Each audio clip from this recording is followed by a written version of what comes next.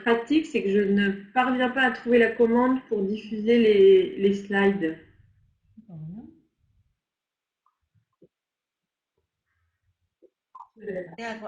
C'est à droite, tu vois les slides webinaires. À droite, ça s'appelle présentation. Tu as une partie à droite et il faut cliquer 2 fois sur le webinaire. C'est là. Exactement. Parfait. Et donc, je peux... Voilà. Très bien, bah pour moi, tout est bon. Merci. Je vais commencer alors. Bonjour, je suis Andrea Pina et avec Annette Van Hoft, nous nous occupons de la commission ouverte à arbitrage international du barreau de Paris et nous sommes heureux d'accueillir ce webinaire, ou webinaire en français, intitulé Comment choisir le bon arbitre ou la bonne arbitre pour son dossier. C'est un sujet très intéressant. Nous avons aujourd'hui une modératrice et plusieurs intervenants, plusieurs intervenantes.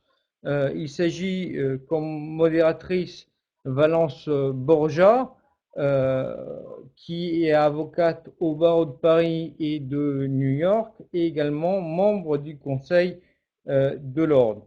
Du côté des intervenants, nous aurons aujourd'hui Maria Beatrice Burghetto, qui est avocate au barreau de Paris, qui est aussi une responsable, une co-responsable d'une commission ouverte du barreau de Paris, la commission ouverte internationale Amérique latine. Nous avons ensuite Caroline Duclerc, qui est avocate au barreau de Paris, Laurence Kiffer, également avocate au barreau de Paris et ancien membre du Conseil de l'Ordre, Alison Piersal, qui est avocate au barreau de New York, Mirez Philippe, qui est conseillère spéciale auprès de du secrétariat de la Cour internationale d'arbitrage de la CCI et qui est également cofondatrice d'Arbitral Women. Et enfin, nous avons Gisèle Stephenchou, qui est avocate au barreau de Paris. À titre personnel, avant de laisser la parole à notre modératrice du jour, Valence, je voulais dire que le sujet d'aujourd'hui, le choix du bon arbitre ou de la bonne arbitre, l'ensemble des intervenants et la modératrice sont toutes des bonnes arbitres. D'expérience, j'en ai eu un certain nombre comme arbitre et je peux attester de ce fait. Et à titre personnel également, je les ai proposés plusieurs fois comme arbitre et surtout, je n'ai jamais refusé aucune d'entre elles lorsque la nomination d'arbitre m'a été proposée. Donc, ce sont assurément des bonnes arbitres. Voilà. Merci. Merci beaucoup, Andrea. Est-ce que, Annette, tu dis un mot pour la commission également ou... Non, merci Valence. Je te laisse prendre la parole. Merci beaucoup. Alors, merci beaucoup à Andrea et à Annette, nom de la commission ouverte arbitrage international, de nous accueillir pour ce séminaire. Comme vous l'avez vu, la question sur laquelle nous voulions échanger avec vous aujourd'hui, c'est une question très pratique, très pragmatique. C'est celle du choix du bon ou de la bonne arbitre dans le cadre d'une procédure d'arbitrage. Alors, selon un adage connu, tant vaut l'arbitre, tant vaut l'arbitrage. Et pour autant, lorsque un arbitrage débute, eh bien parfois, si on ne met pas en place une procédure un peu, une stratégie un peu rationnelle de choix de l'arbitre, on est parfois un peu démuni et on se retrouve à passer un coup de fil à un ami pour savoir si finalement il connaîtrait à tout hasard un bon ou une bonne arbitre, alors qu'en réalité, il y a un certain nombre de questions à se poser en amont, et c'est l'objet de cette formation. Le choix de l'arbitre, il est d'autant plus crucial qu'en excluant le recours à la justice étatique, précisément, les parties se donnent cette possibilité, qui est vraiment un confort, une flexibilité, un luxe, je dirais, de choisir leur juge. Et ce choix, il est d'autant plus fondamental que, vous le savez, en matière d'arbitrage, le recours contre la sentence est le plus souvent exclu, de sorte qu'il est fondamental d'avoir un très bon, voire un excellent tribunal arbitral. Alors ce choix, il va se faire en fonction de critères objectifs, bien sûr, et d'autres critères qui sont de nature plus subjective. Il va se faire aussi en fonction de certains outils qui ont été créés par la pratique et par la communauté de l'arbitrage, la communauté parisienne, mais aussi la communauté internationale. Alors, la façon dont nous avons découpé cette présentation, c'est la suivante. Ce que nous voudrions d'abord évoquer avec vous, c'est la question des considérations préliminaires à prendre en compte une fois que le litige est né, qui sont relatives à la nature même de la procédure dont il s'agit, c'est-à-dire le type d'arbitrage, le nombre d'arbitres, les modalités de constitution du tribunal arbitral qui seraient prévues par la clause d'arbitrage. Et c'est Gisèle Stephenchou qui va nous présenter cette première partie. Ensuite, avec Alison Perchal, nous nous poserons la question plus précise de la désignation du ou de la co-arbitre par la partie, c'est-à-dire qui le ou la choisit, quels sont les critères, quelles sont les méthodes, quelles sont les sources d'informations disponibles. Dans un troisième temps, avec Laurence Kiefer, nous nous poserons la question de la désignation du ou de la présidente du tribunal arbitral par les parties, encore une fois avec la question des critères à prendre en compte et puis de la méthode. Avec ensuite Mires Philippe, dans un cinquième temps, nous nous poserons la question de la désignation des arbitres, cette fois-ci non plus par les parties, mais par une institution arbitrale ou alors par le juge étatique, et la marge de manœuvre qui est celle des parties dans cette désignation, même si elle se fait à l'initiative de l'institution ou du juge. Enfin, avec Caroline Duclerc, nous nous poserons la question de la personnalité de l'arbitre, de l'expérience de l'arbitre, parce que tout ça, c'est fondamental dans le cadre de la dynamique interne qui va se jouer au sein du tribunal arbitral et qui va irriguer tout au long de la procédure. Et enfin, avec Mires Philippe encore et Maria Béatrice Borghetto puis Gisèle de nouveau, nous allons évoquer avec vous les différents outils qui existent et notamment que la place internationale a développé, la place parisienne, comme je disais tout à l'heure, avec la question du pledge, la question des sondages, des checklists et des différents outils disponibles. Alors naturellement, la vocation de cette formation, c'est d'être interactive. Je crois que j'ai accès aux éventuelles questions que vous vous poseriez via le chat. Donc évidemment, je vous propose de m'en faire la médiatrice auprès de nos différentes intervenantes. N'hésitez pas à poser des questions, je les relèverai et je m'en ferai le relais auprès des unes et des autres. Et pour l'instant, eh bien, je passe la parole à Gisèle qui va nous décrire les considérations préliminaires à prendre en compte dans le cadre de la désignation du ou de la bonne arbitre. Merci à toutes et à tous. Merci Valence. Est-ce qu'il est possible de projeter les slides du coup? Absolument.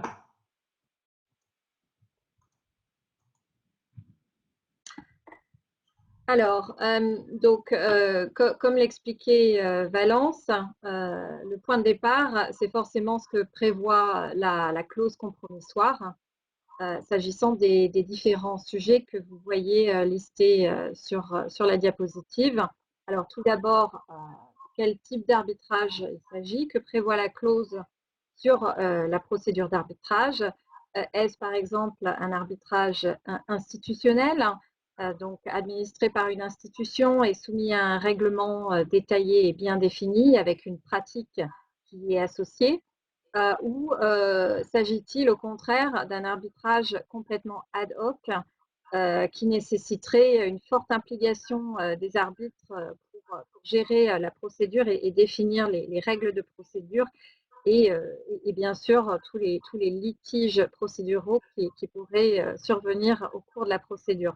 Et voilà, cette considération, elle est importante dans la sélection des arbitres parce qu'elle peut pousser à choisir des arbitres avec des compétences, des qualités peut-être un peu plus managériales que d'autres. Et ça, je pense que d'autres intervenants vont revenir là-dessus. et également des arbitres qui ont une certaine disponibilité. Donc ça, c'est une première considération quant au type de procédure. Bien sûr, une autre considération porte sur le type d'institution, le type de règlement d'arbitrage qui est choisi. Par exemple, on ne va pas forcément opter pour le même profil pour un arbitrage CCI que pour un arbitrage CIRDI. Donc, on va forcément être amené à regarder si tel ou tel candidat arbitre a l'expertise quant au type d'arbitrage institutionnel concerné. Et enfin, bien sûr, il ne faut pas oublier le siège et la loi applicable. On peut être, ça peut pousser à choisir des arbitres qui ont des qualifications, des compétences dans le ou les droits qui pourraient s'appliquer à la procédure d'arbitrage et au fond, selon le siège qui a été choisi, la loi qui a été spécifiée pour réguler l'arbitrage et la loi applicable au fond. Ensuite, bien sûr, il ne faut pas oublier le nombre d'arbitres. Alors, donc, souvent, parfois, les clauses ne spécifient pas le nombre d'arbitres. Ça m'est arrivé dans certains dossiers. Le plus souvent, elles spécifient le choix d'un ou plusieurs arbitres. Mais bien sûr, c'est quelque chose qui peut être, que les parties peuvent envisager de modifier a posteriori si, par exemple, elles estiment que l'arbitrage n'est pas d'une très grande complexité et donc peut être réglé par un seul arbitre. Ou au contraire, elles estiment que pour un arbitrage d'une certaine litige d'une certaine envergure, il est nécessaire de recourir à un tribunal de 3 arbitres. S'agissant des compétences, alors les clauses d'arbitrage en général ne citent pas expressément les compétences spécifiques requises des arbitres. Le plus souvent, c'est un sujet qui est à évaluer a posteriori selon la nature du litige, les problématiques techniques, factuelles, juridiques que le litige peut soulever. Cela dit, on a vu quand même certaines clauses qui spécifient, par exemple, qu'il faut que l'arbitre ait une expertise en constitution ou alors en droit maritime, par exemple, donc qui spécifient d'emblée les compétences requises. On voit également, mais c'est quand même beaucoup plus rare, mais voilà, certaines clauses ont fait l'objet d'une jurisprudence à ce sujet.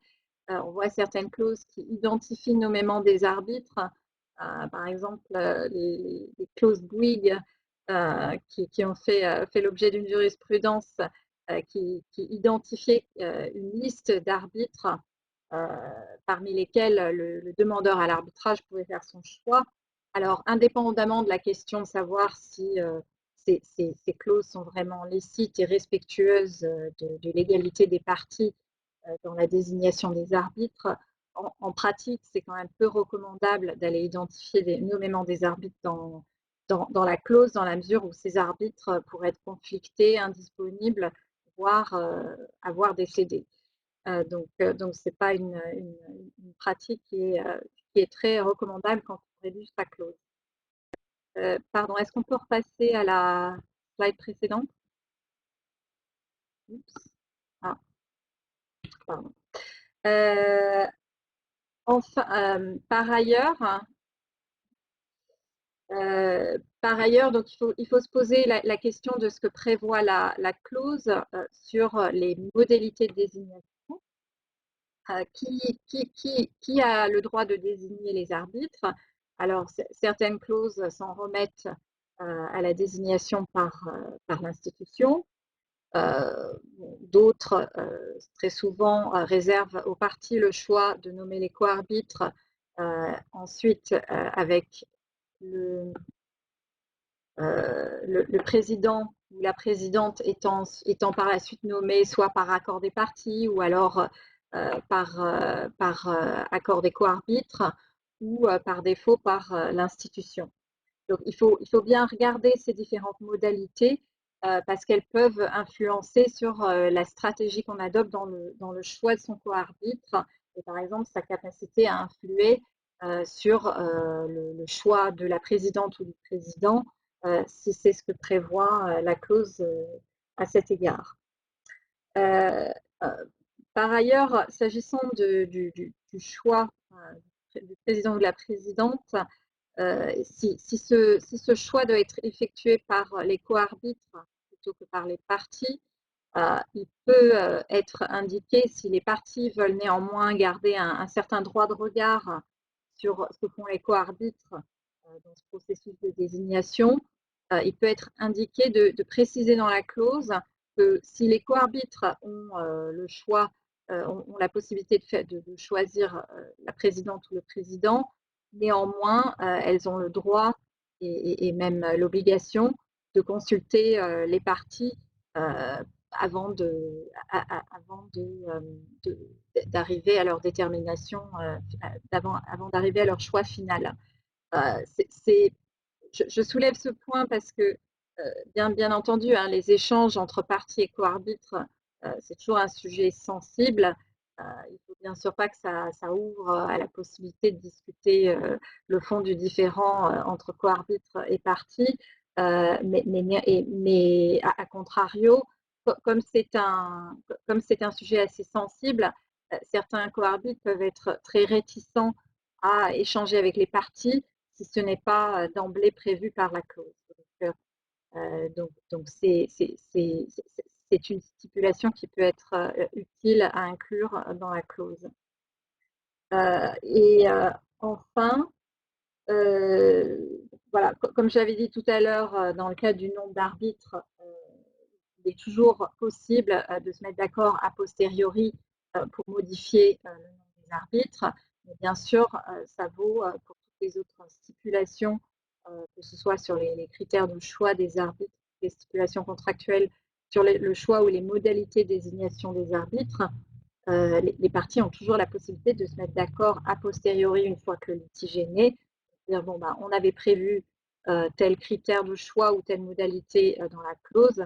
En réalité, elle ne convient plus, elle ne correspond pas du tout aux différends en question. Donc, on va se mettre d'accord a posteriori pour la modifier.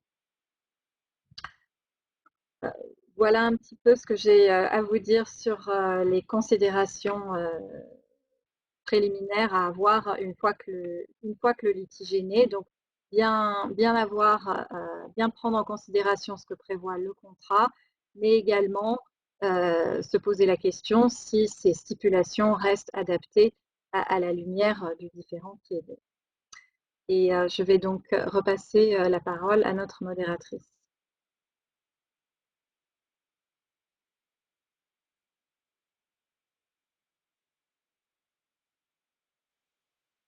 Valence, est-ce que tu reprends la parole?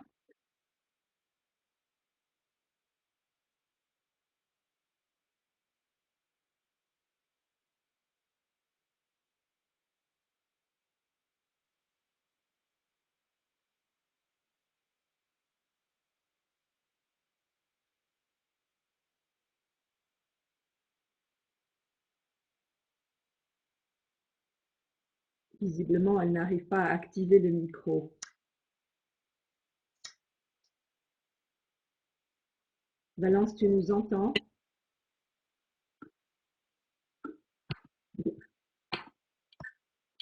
Peut-être qu'il conviendrait de passer à la prochaine question. Effectivement, et il me semble que Alison devait intervenir ensuite.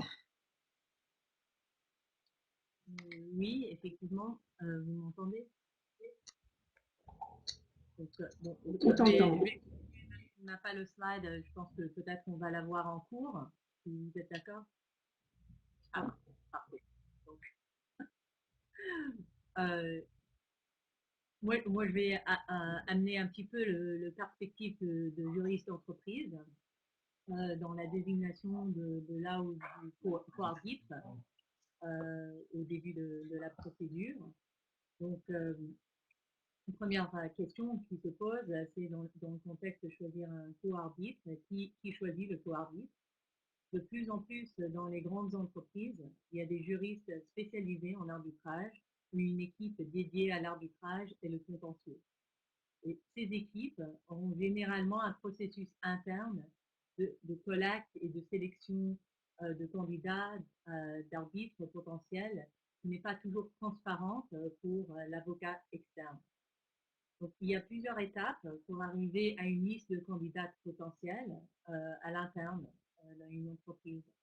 Donc, premièrement, il y a le conflict check qui se fait à l'interne. On se pose la question, est-ce que nous avons déjà nommé cet arbitre dans un autre dossier? Parfois, il y a même un comité à l'interne chargé de vérifier si nous avons déjà nominé nommé cet arbitre dans une autre affaire ou si on est en cours de considération avec cet arbitre. Dans une entreprise internationale, c'est assez important et ça arrive assez souvent, en effet, qu'on pense dans deux pays différents au même arbitre. Donc, c'est très important déjà à l'interne de bien faire son devoir sur ce point-là. Et dans les plus grandes entreprises, il y a normalement une comité au sein du direction contentieux qui se charge de collecter ces informations-là. Dans un deuxième temps, on sollicite des retours d'expérience sur l'arbitre de nos collègues internes pour savoir si dans le passé, si on l'a déjà eu dans un arbitrage, comment ça s'est passé, les tendances que l'arbitre pourrait avoir et un retour d'expérience. Après, il y a plusieurs critères à prendre en compte en choisissant un arbitre au moins pour nommer. Par exemple, la langue de l'arbitrage, ça paraît évident, mais c'est parfois le premier critère à regarder. Le profil de l'arbitre. Par exemple, est-ce qu'on cherche un ancien magistrat, un professeur, un avocat, un technicien ou un expert dans un secteur particulier industriel? C'est important de rappeler que ce n'est pas nécessairement obligatoire qu'un arbitre soit un avocat, un membre d'un barreau, si c'est précisé dans la clause. Il y a certains arbitrages où on cherche en effet un ingénieur expert, par exemple, dans un cas. Donc ça, c'est important à savoir. Dans le cas d'une nomination d'un pardon, Alison, il y a le public qui dit qu'il t'entend très mal. Les volumes, tu peux remonter les volumes. On t'entend assez mal, nous aussi. Comment oui, les volumes. Le volume. Ah, ton ordinateur, je pense. Est-ce que c'est mieux? Oui, beaucoup mieux. Oui. Je ne savais pas qu'il fallait remonter le. Est-ce que vous voulez que je reprends un point? Non, c'est bon. Je pense que ce n'est pas nécessaire.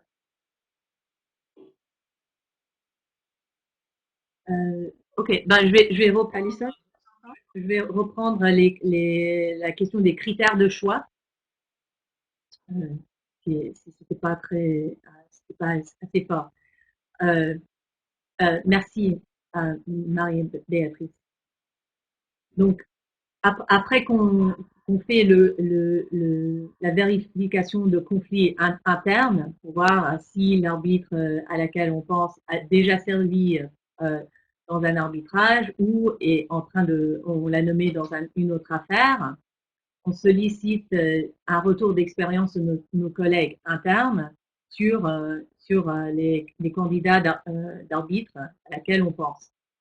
Après, il y a plusieurs critères qui sont importants à prendre en compte en choisissant un co-arbitre. Évidemment, la langue d'arbitrage, le profil de l'arbitre. Est-ce qu'on cherche quelqu'un qui est plutôt un magistrat, un professeur, un avocat, un technicien ou un expert dans un certain secteur? Je rappelle que ce n'est pas nécessairement obligatoire de choisir quelqu'un qui est avocat inscrit à un barreau. Il y a certains arbitrages où c'est très utile d'avoir un ingénieur, par exemple, qui est expert dans le domaine.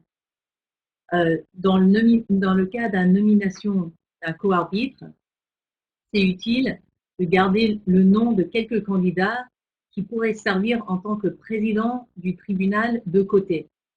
Dans mon expérience, il faut éviter de proposer tout de suite les noms des candidats les plus expérimentés ou connus comme co-arbitres, car il faut anticiper que le co-arbitre va être chapeauté par un président de tribunal probablement plus expérimenté et qu'il faut prendre ça en compte en pensant au co-arbitre pour éviter des conflits au sein du tribunal. Ça, c'est à l'interne en entreprise, c'est quelque chose que je rappelle souvent aux gens que oui, cet arbitre-là, il est très expérimenté ou elle est très expérimentée, mais peut-être qu'on va la garder pour président du tribunal, parce que si on la met en tant que co-arbitre, ça va être difficile de trouver potentiellement un président pour le tribunal.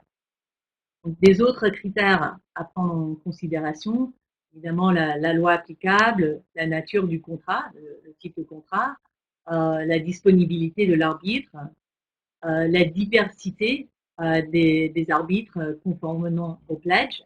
Par exemple, dans mon entreprise, on propose des listes d'arbitres. J'exige qu'il y a au moins une femme dans la liste. Donc, s'il n'y en a pas, je le renvoie en disant essayez encore. Mais ça, c'est important pour nous.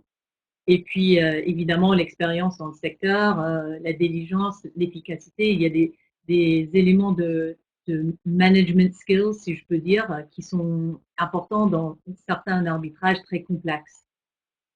Et puis, dans un deuxième temps, on recherche à l'externe aussi. Donc, on consulte avec des spécialistes en arbitrage qui peuvent faire part de leur retour d'expérience, des autres avocats externes, mais toujours à titre personnel. Donc, pour moi, en tant que juriste d'entreprise, c'est important que le retour d'expérience vienne de quelqu'un qui a soit siégé avec l'arbitre en question, où ils ont représenté une partie devant cet arbitre dans un arbitrage, et pas un retour basé sur quelque chose qu'ils ont entendu d'un parti tierce, etc. Donc, c'est les retours qui sont à titre personnel, je veux dire en direct, sont ceux qui sont le plus précieux pour nous. Après, on a plusieurs outils à nos dispositions. On peut rechercher sur des sites. Là, j'en ai listé quelques-uns. Ils sont aussi, les liens sont actifs. Donc, quand vous avez accès aux slides, vous pouvez cliquer dessus pour être amené directement à ces sites-là. Donc, j'en ai listé certains qui sont les plus utilisés, qui donnent des profils d'arbitres potentiels.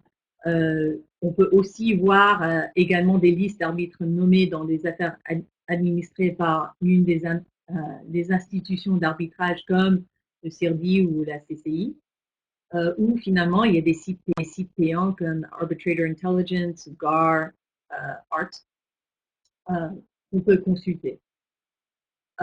Finalement, on peut prendre contact avec le candidat avant de la nommer. Donc, après une discussion avec nos avocats externes, soit le juriste interne ou l'avocat externe prend contact ponctuel avec l'arbitre potentiel pour appréciation des qualités et des compétences de l'arbitre. Donc là, c'est important que deux points sont abordés. Le premier, c'est de vérifier l'absence des conflits d'intérêts, conformément aux lignes directrices des IBA guidelines sur les conflits d'intérêts, et la disponibilité de l'arbitre avant de le proposer officiellement. Certains arbitres très connus ont peu de disponibilité pour prendre un nouveau arbitrage. Donc, c'est mieux de savoir avant de proposer le candidat qu'il n'est pas en position d'accepter la nomination que d'attendre le retour de sa déclaration, par exemple de la CCI, c'est un forme qui s'appelle déclaration de disponibilité, impartialité et indépendance. C'est mieux de savoir avant que d'attendre le retour de ce formulaire pour apprendre qu'en effet, ils ne peuvent pas accepter la nomination parce qu'ils ont déjà trop d'arbitrage déjà prévu.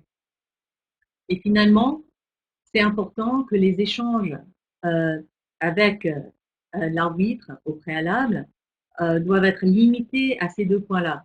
Donc, l'absence de conflit et la disponibilité, essentiellement.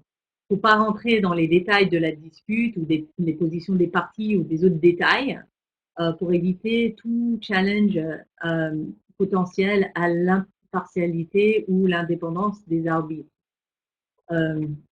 Donc j'espère avec ça, je vous ai donné un vision peut-être un peu plus détaillée de la procédure de comment, à l'interne d'une entreprise, on pourrait être amené à produire un liste de candidats pour coarbitre, qu'on discuterait avec les conseils externes qu'on a pour cet arbitrage-là.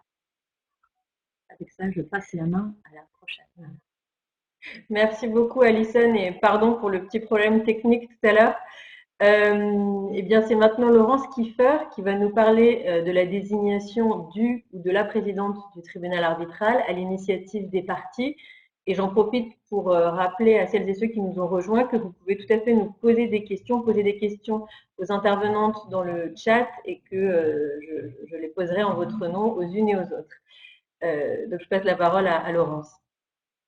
Merci beaucoup, Valence. S'agissant du processus de désignation du troisième ou de la troisième arbitre, on considère généralement que chacun des arbitres désignés par les parties vont désigner ce ou cette troisième arbitre. En réalité, derrière ce choix des co-arbitres, se pose la question, comme l'ont déjà indiqué Gisèle et Alison, la question de la liberté de choix des arbitres par les parties, qui est l'un des avantages majeurs de l'arbitrage. Et cette désignation des arbitres, qu'il s'agit d'un co-arbitre ou d'un président ou d'une présidente d'un tribunal arbitral, va évidemment, les parties vont évidemment être impliquées dans ce processus.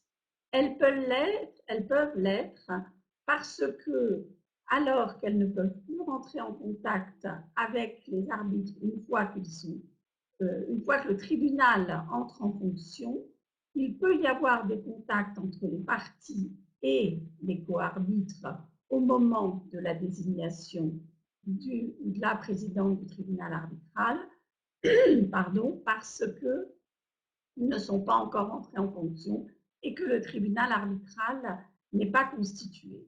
Cette pratique a été codifiée par les directives de l'International Bar Association sur la représentation des parties dans l'arbitrage international. Elles indiquent ce que disait déjà Alison, c'est la 7e directive qui interdit tout contact ex parte des parties avec les arbitres, sauf dans quelques cas, et notamment dans les cas, d'une part, qui a été évoqué par Alison, c'est-à-dire que le représentant d'une partie peut communiquer avec un arbitre potentiel afin d'évaluer son expertise, son expérience, sa capacité, sa disponibilité et l'existence d'éventuels conflits d'intérêts. Et une autre exception est celle, dans le cas de la désignation du président du tribunal, la possibilité qu'a le représentant d'une partie de communiquer avec un arbitre, que sa nomination soit encore potentielle ou non, dans le contexte du processus de sélection de ce président du tribunal arbitral. Cependant, contrairement à ce que, et pardon Gisèle, à ce que disait Gisèle, je crois que ça n'est pas, en tout cas en droit français, une obligation pour les co-arbitres d'interroger les parties. C'est une pratique, mais la jurisprudence, et notamment une ordonnance du tribunal de grande instance de 2003, a jugé que lorsqu'une partie, que s'il peut être d'usage dans une procédure arbitrale que les arbitres prennent l'accord des parties qui les ont désignées pour faire le choix du troisième arbitre, de la troisième arbitre, il n'y a là aucune obligation, bien au contraire. le tribunal indique qu'en effet, l'indépendance des arbitres à l'égard des parties doit les conduire en cas de difficulté, à s'accorder entre eux sans avoir à tenir compte systématiquement de l'avis des parties.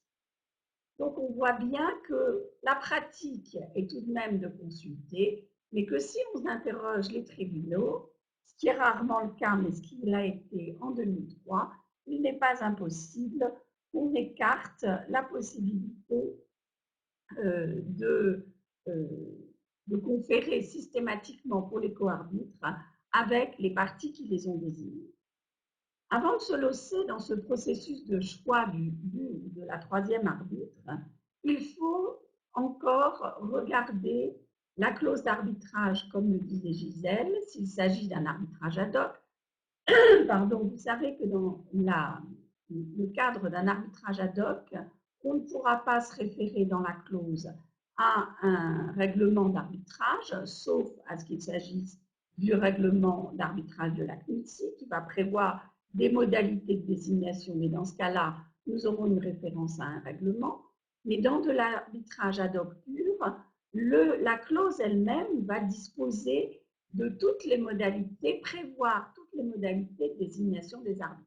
Il est donc très important, lorsque l'on est saisi en tant que co-arbitre de la désignation d'un président ou d'une présidente, de regarder d'une part ce que dit la clause d'arbitrage et je dirais, également le règlement d'arbitrage, c'est celui-ci, une fois que les co-arbitres ont été désignés, ils ont un certain délai. Les délais, ces délais sont souvent importants. On voit que dans les règlements d'arbitrage, une fois que les co-arbitres ont été désignés, ils ont un certain délai pour se mettre d'accord sur le choix du président.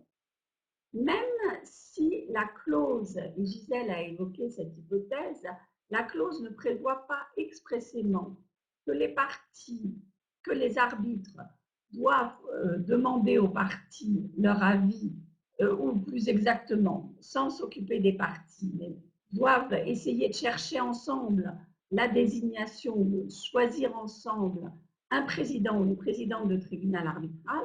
La pratique des institutions est de laisser la possibilité, pour des raisons justement d'homogénéité du tribunal, et Caroline reviendra plus tard sur cette dynamique interne du tribunal arbitral, dans la plupart des cas, ce sont les co-arbitres qui vont se mettre d'accord sur la désignation du ou de la présidente.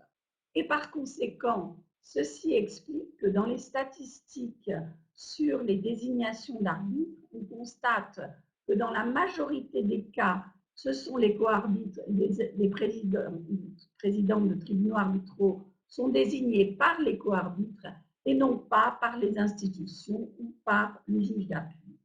En effet, quand on est co-arbitre, je dirais qu'on est complètement focalisé sur la chance que l'on doit se donner de trouver un co-arbitre qui a un président ou une présidente de tribunal arbitral, qui puisse convenir aux co-arbitres et également aux parties, pour se soucier justement de cette homogénéité. Par conséquent, on essaye, quelquefois, on n'arrive pas dans les délais, il arrive qu'on puisse demander un report des délais aux institutions pour essayer de se donner une chance supplémentaire.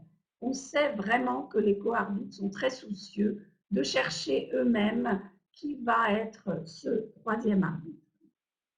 Alors, comment se fait ce choix? Une fois,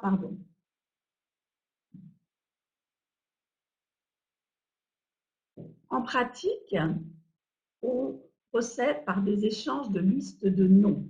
Je crois que c'est Gisèle qui évoquait, ou Alison plutôt, qui évoquait des noms.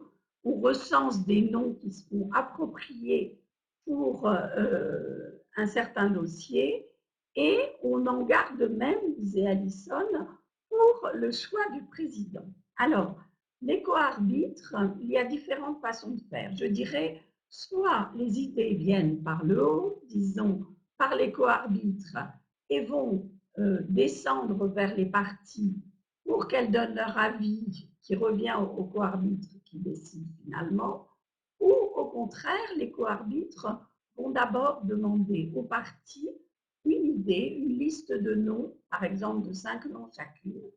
On leur donne dans un certain délai pour revenir vers le tribunal arbitral, donner ces listes, et pas le tribunal arbitral, pardon, les co-arbitres vont regarder ces deux listes, voir s'il y a des noms qui coïncident sur les deux listes et choisir en connaissance de cause le troisième arbitre. Et puis, et dans l'autre sens, ce sont les co-arbitres qui vont établir une liste de noms qui leur sembleraient adaptés pour le dossier et qui vont consulter les parties sur cette liste.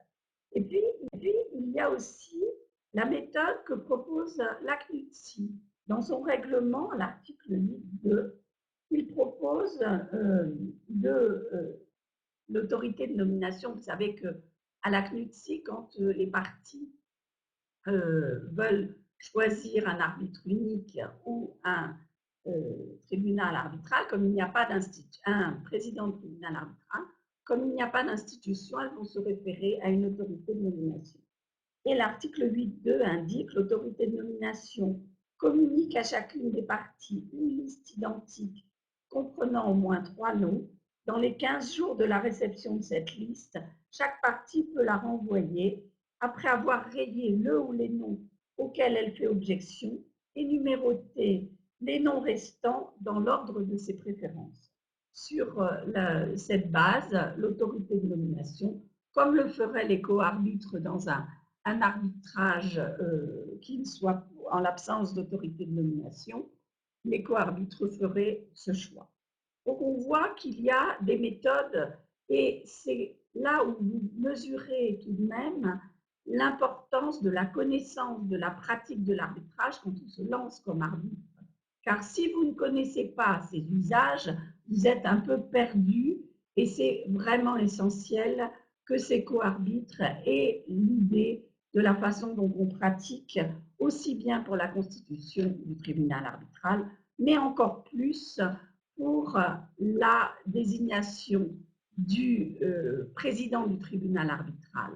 Ce président du tribunal arbitral est choisi sur des critères, bien sûr, qui sont très semblables à ceux qui ont été évoqués par Gisèle et par Alison, c'est-à-dire la langue, c'est-à-dire le droit du contrat, c'est-à-dire…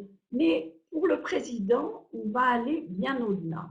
On va aller au-delà parce qu'il va avoir une fonction tout à fait particulière dans l'arbitrage. Bien sûr, il y a la collégialité du tribunal. Le président fait corps avec les co-arbitres, il n'est pas décideur seul.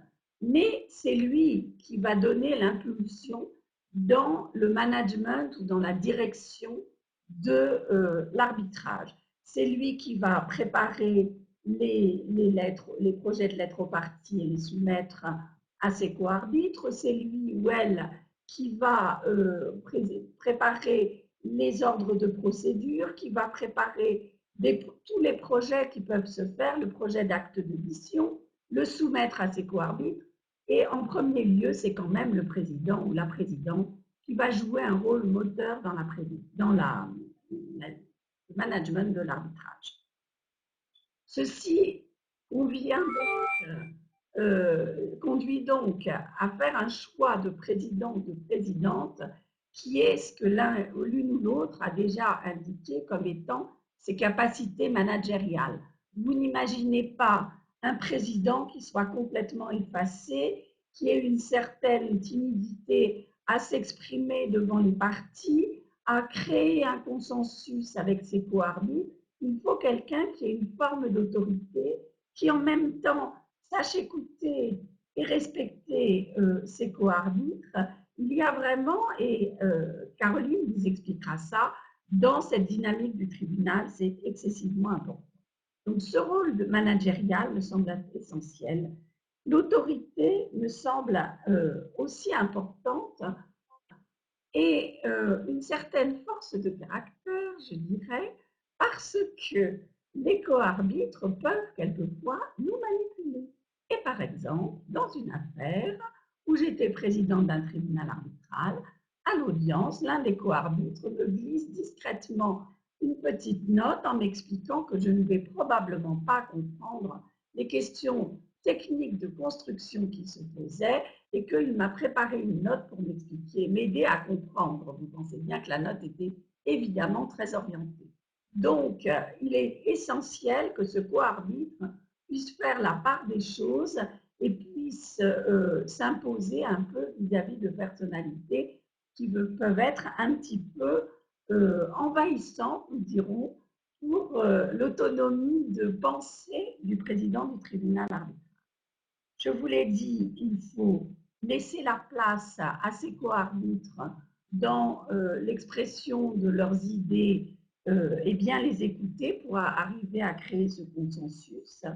Il me semble que, mais je ne vais pas trop aller dans ce sens-là, puisque je pense que j'empiéterai trop sur le sujet de Caroline, mais il faut, à l'évidence, quand on réfléchit à ce ou cette troisième arbitre, réfléchir à l'homogénéité du tribunal et voir comment cela va pouvoir s'organiser. Voilà ce que je crois que je voulais vous dire sur la désignation du ou de la président ou présidente du tribunal arbitral. Merci beaucoup, Laurence. Merci infiniment. Gisèle, est-ce que c'est volontaire cette petite main levée ou pas? Non? Bon. Oui, alors merci beaucoup, Laurence. Maintenant, c'est au tour de Mireille Philippe de nous parler de la désignation des arbitres par les institutions arbitrales ou par le juge. Pardon, Valence? Vous m'entendez? Oui, j'avais ma main levée. Tu avais la main levée comme si tu souhaitais intervenir. Oui.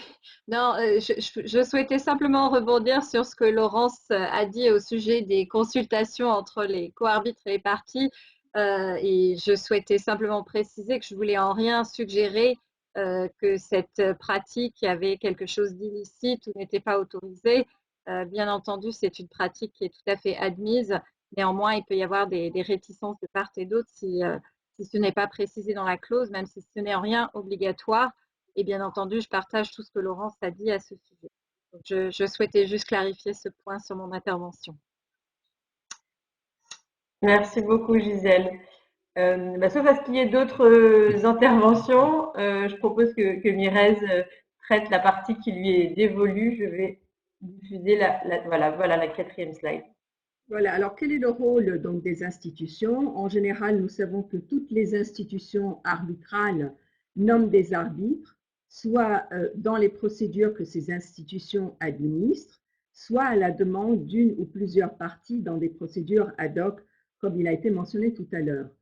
Alors, chaque institution procède en général selon son règlement, mais les pratiques sont quasiment similaires, je dirais, sur l'essentiel. Premièrement, l'institution devra se conformer aux desiderata des parties, exprimés dans la clause d'arbitrage qui lie les parties, ou des desiderata exprimés après la naissance d'un litige. Deuxièmement, l'institution va proposer des arbitres neutres, c'est-à-dire que l'arbitre ne doit être d'aucune des nationalités des parties à l'arbitrage lorsqu'il s'agit de nommer un arbitre unique ou un président du tribunal arbitral. Et troisièmement, l'institution devra s'assurer que les arbitres soient, dans la mesure du possible, libres de tout conflit d'intérêts d'une part, et soient suffisamment disponibles pour consacrer le temps nécessaire à la procédure d'autre part.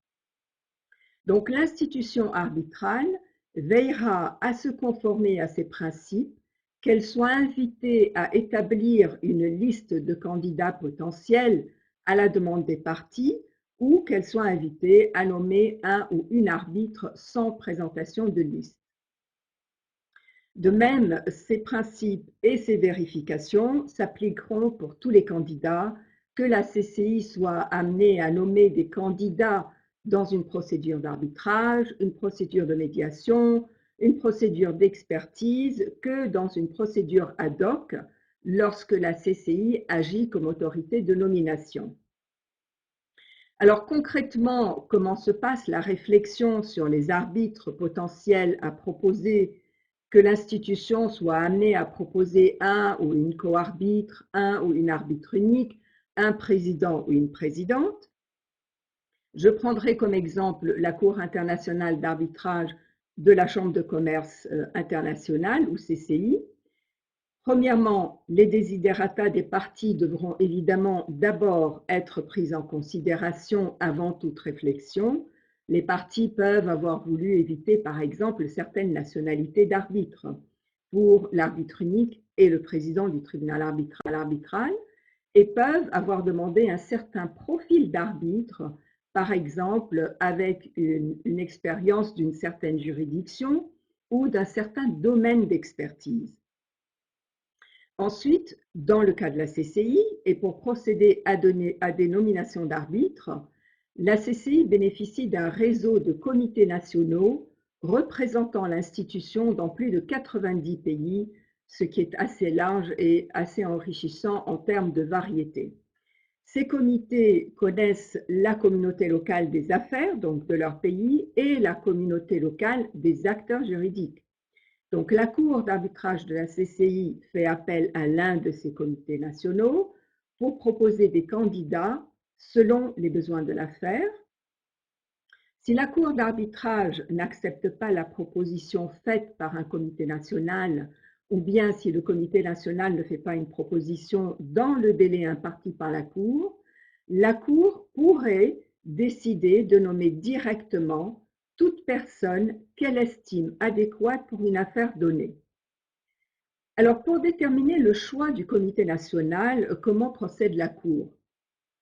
Elle pourrait faire appel à l'un des comités en prenant en considération plusieurs critères dans une affaire donnée, notamment, il a été mentionné tout à l'heure, la langue de l'arbitrage.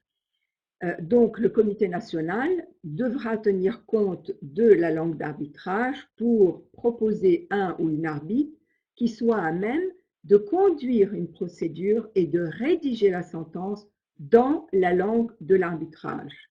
Par exemple, dans un arbitrage opposant une partie française à une partie espagnole, avec l'espagnol comme langue d'arbitrage. Afin d'assurer une neutralité telle que requis par le règlement de la CCI et probablement la plupart des règlements, la CCI n'invitera pas le comité national espagnol à proposer un ou une candidate, mais pourrait fort bien, par exemple, faire appel à au comité national allemand si elle est au courant de l'existence d'arbitres allemands qui maîtrisent l'espagnol. C'est le cas, et qui sont capables de lire les écritures des parties, de comprendre les plaidoiries dans la langue de l'arbitrage et être à même de rédiger toute ordonnance de procédure et la sentence finale en espagnol. Le deuxième critère est le lieu de l'arbitrage. Il en sera de même pour le lieu d'arbitrage si celui-ci, par exemple, est en Espagne. Et pour reprendre donc l'exemple que je viens de donner, pour respecter la neutralité, la Cour est obligée de s'adresser à un autre comité national que le comité espagnol. J'ai donné l'exemple du comité national allemand en parlant de la langue de l'arbitrage. Eh bien, ce comité pourrait fort bien être invité à proposer un arbitre allemand, maîtrisant l'espagnol et résidant, si possible, en Espagne, si le montant en litige ne permet pas de fixer une provision suffisante pour couvrir d'éventuels frais de voyage de l'arbitre au lieu de l'arbitrage, évidemment hors période Covid, si nécessaire encore. Le troisième critère est le droit applicable au fond. Par exemple, encore une fois dans l'exemple que j'ai donné, le système juridique est civiliste. Donc, la Cour choisira un comité national d'un pays de droit civiliste plutôt qu'un pays d'un droit de common law. Le quatrième critère, c'est le secteur industriel. Comme il a été mentionné tout à l'heure, la Cour prendra également en considération le secteur industriel du litige. Si le litige, par exemple, porte sur des questions de surestarie, il pourrait être nécessaire de proposer un ou une candidate qui y ait de l'expérience dans le domaine des transports maritimes. Si la Cour est au courant de l'existence d'arbitres avec une telle expérience dans un pays donné, elle pourrait faire appel à un comité national de ce pays qui serait capable de proposer un arbitre parlant l'espagnol, éventuellement, mais pas nécessairement résidant en Espagne au lieu de l'arbitrage, et un arbitre ayant de l'expérience dans le domaine des transports maritimes, pour donner un exemple plus concret.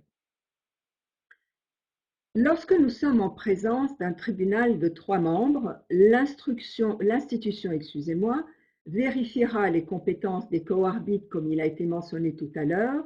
Ce point sera traité par Caroline et l'institution prendra en considération, pour une bonne harmonie, un bon équilibre sur le tribunal, l'expérience des co-arbitres déjà nommés.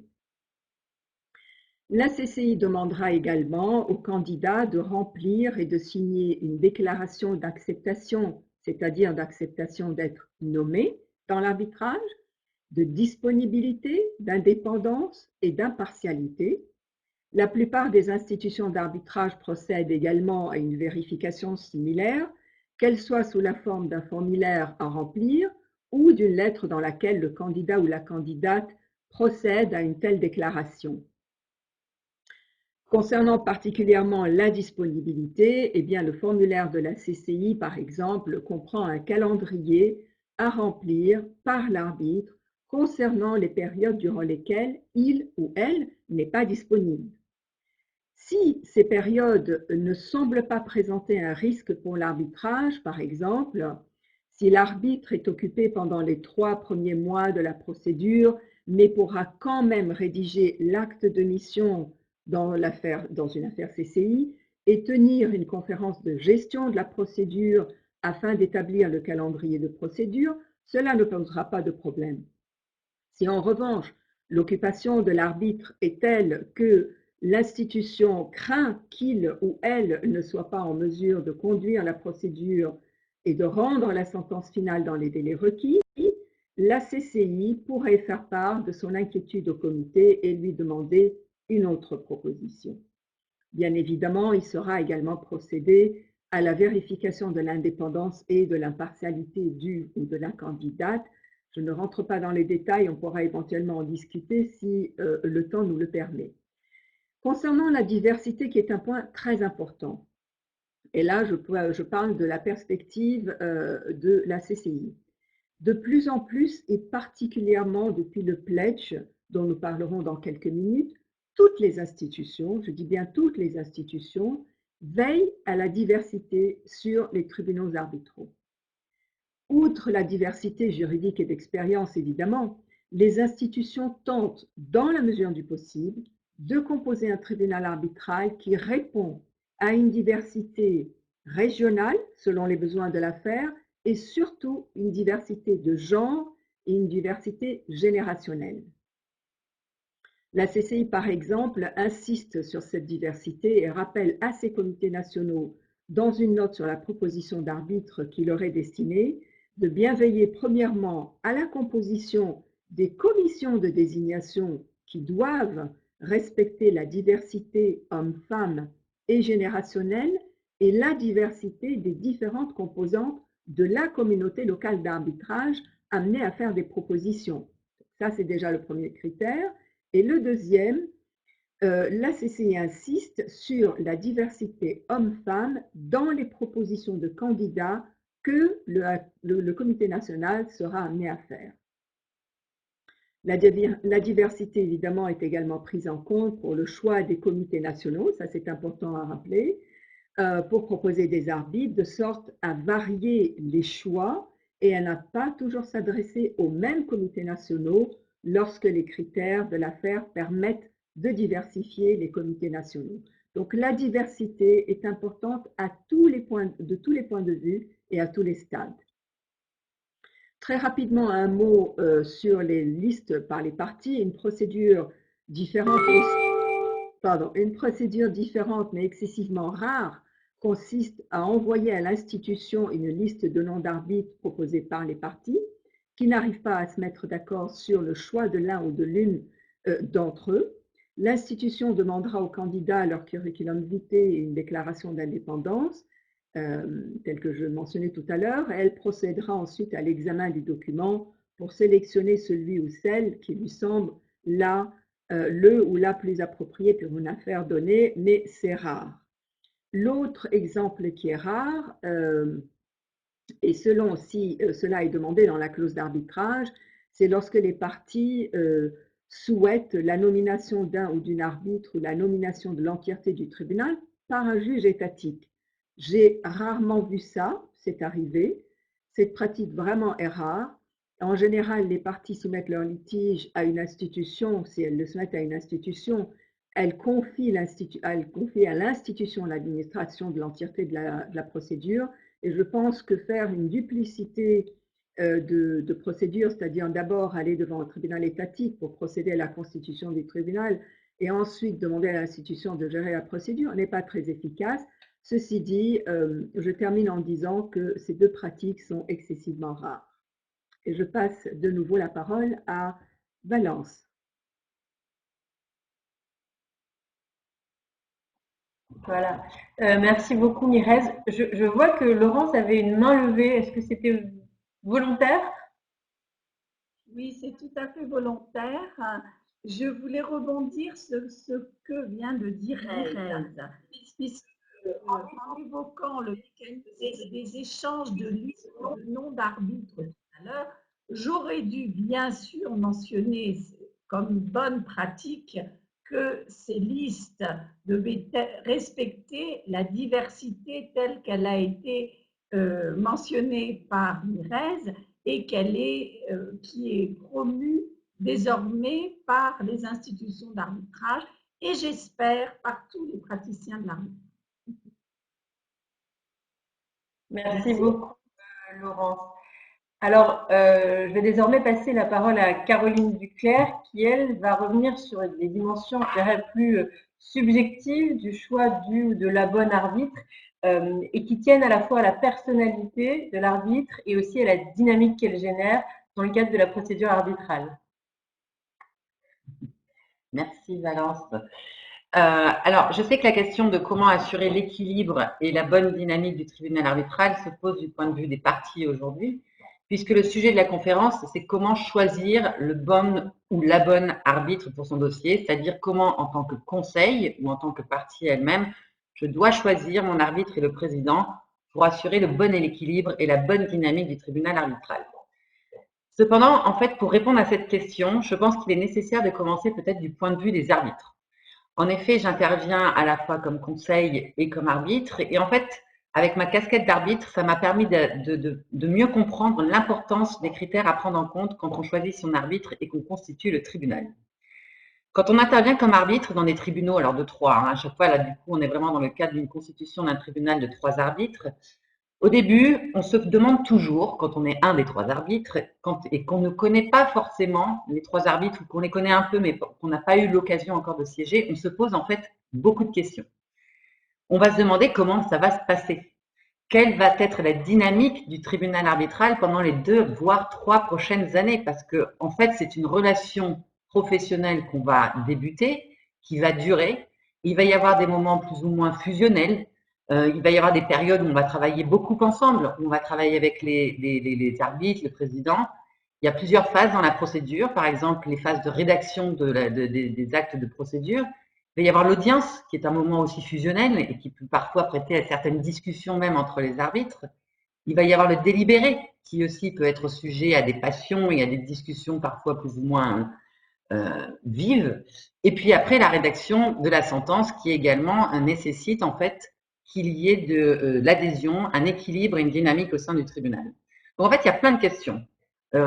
Typiquement, je viens d'être nommée en tant que président dans un tribunal arbitral et je me demande, je ne connais pas mes co-arbitres, est-ce que ça va être un tribunal équilibré ou est-ce qu'il va y avoir dans mes co-arbitres de fortes personnalités qui vont s'imposer?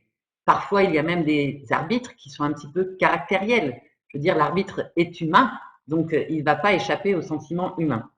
Est-ce que mon tribunal va être efficace? Est-ce qu'il va travailler vite? Est-ce que mes co-arbitres vont répondre rapidement à mes emails, à mes suggestions?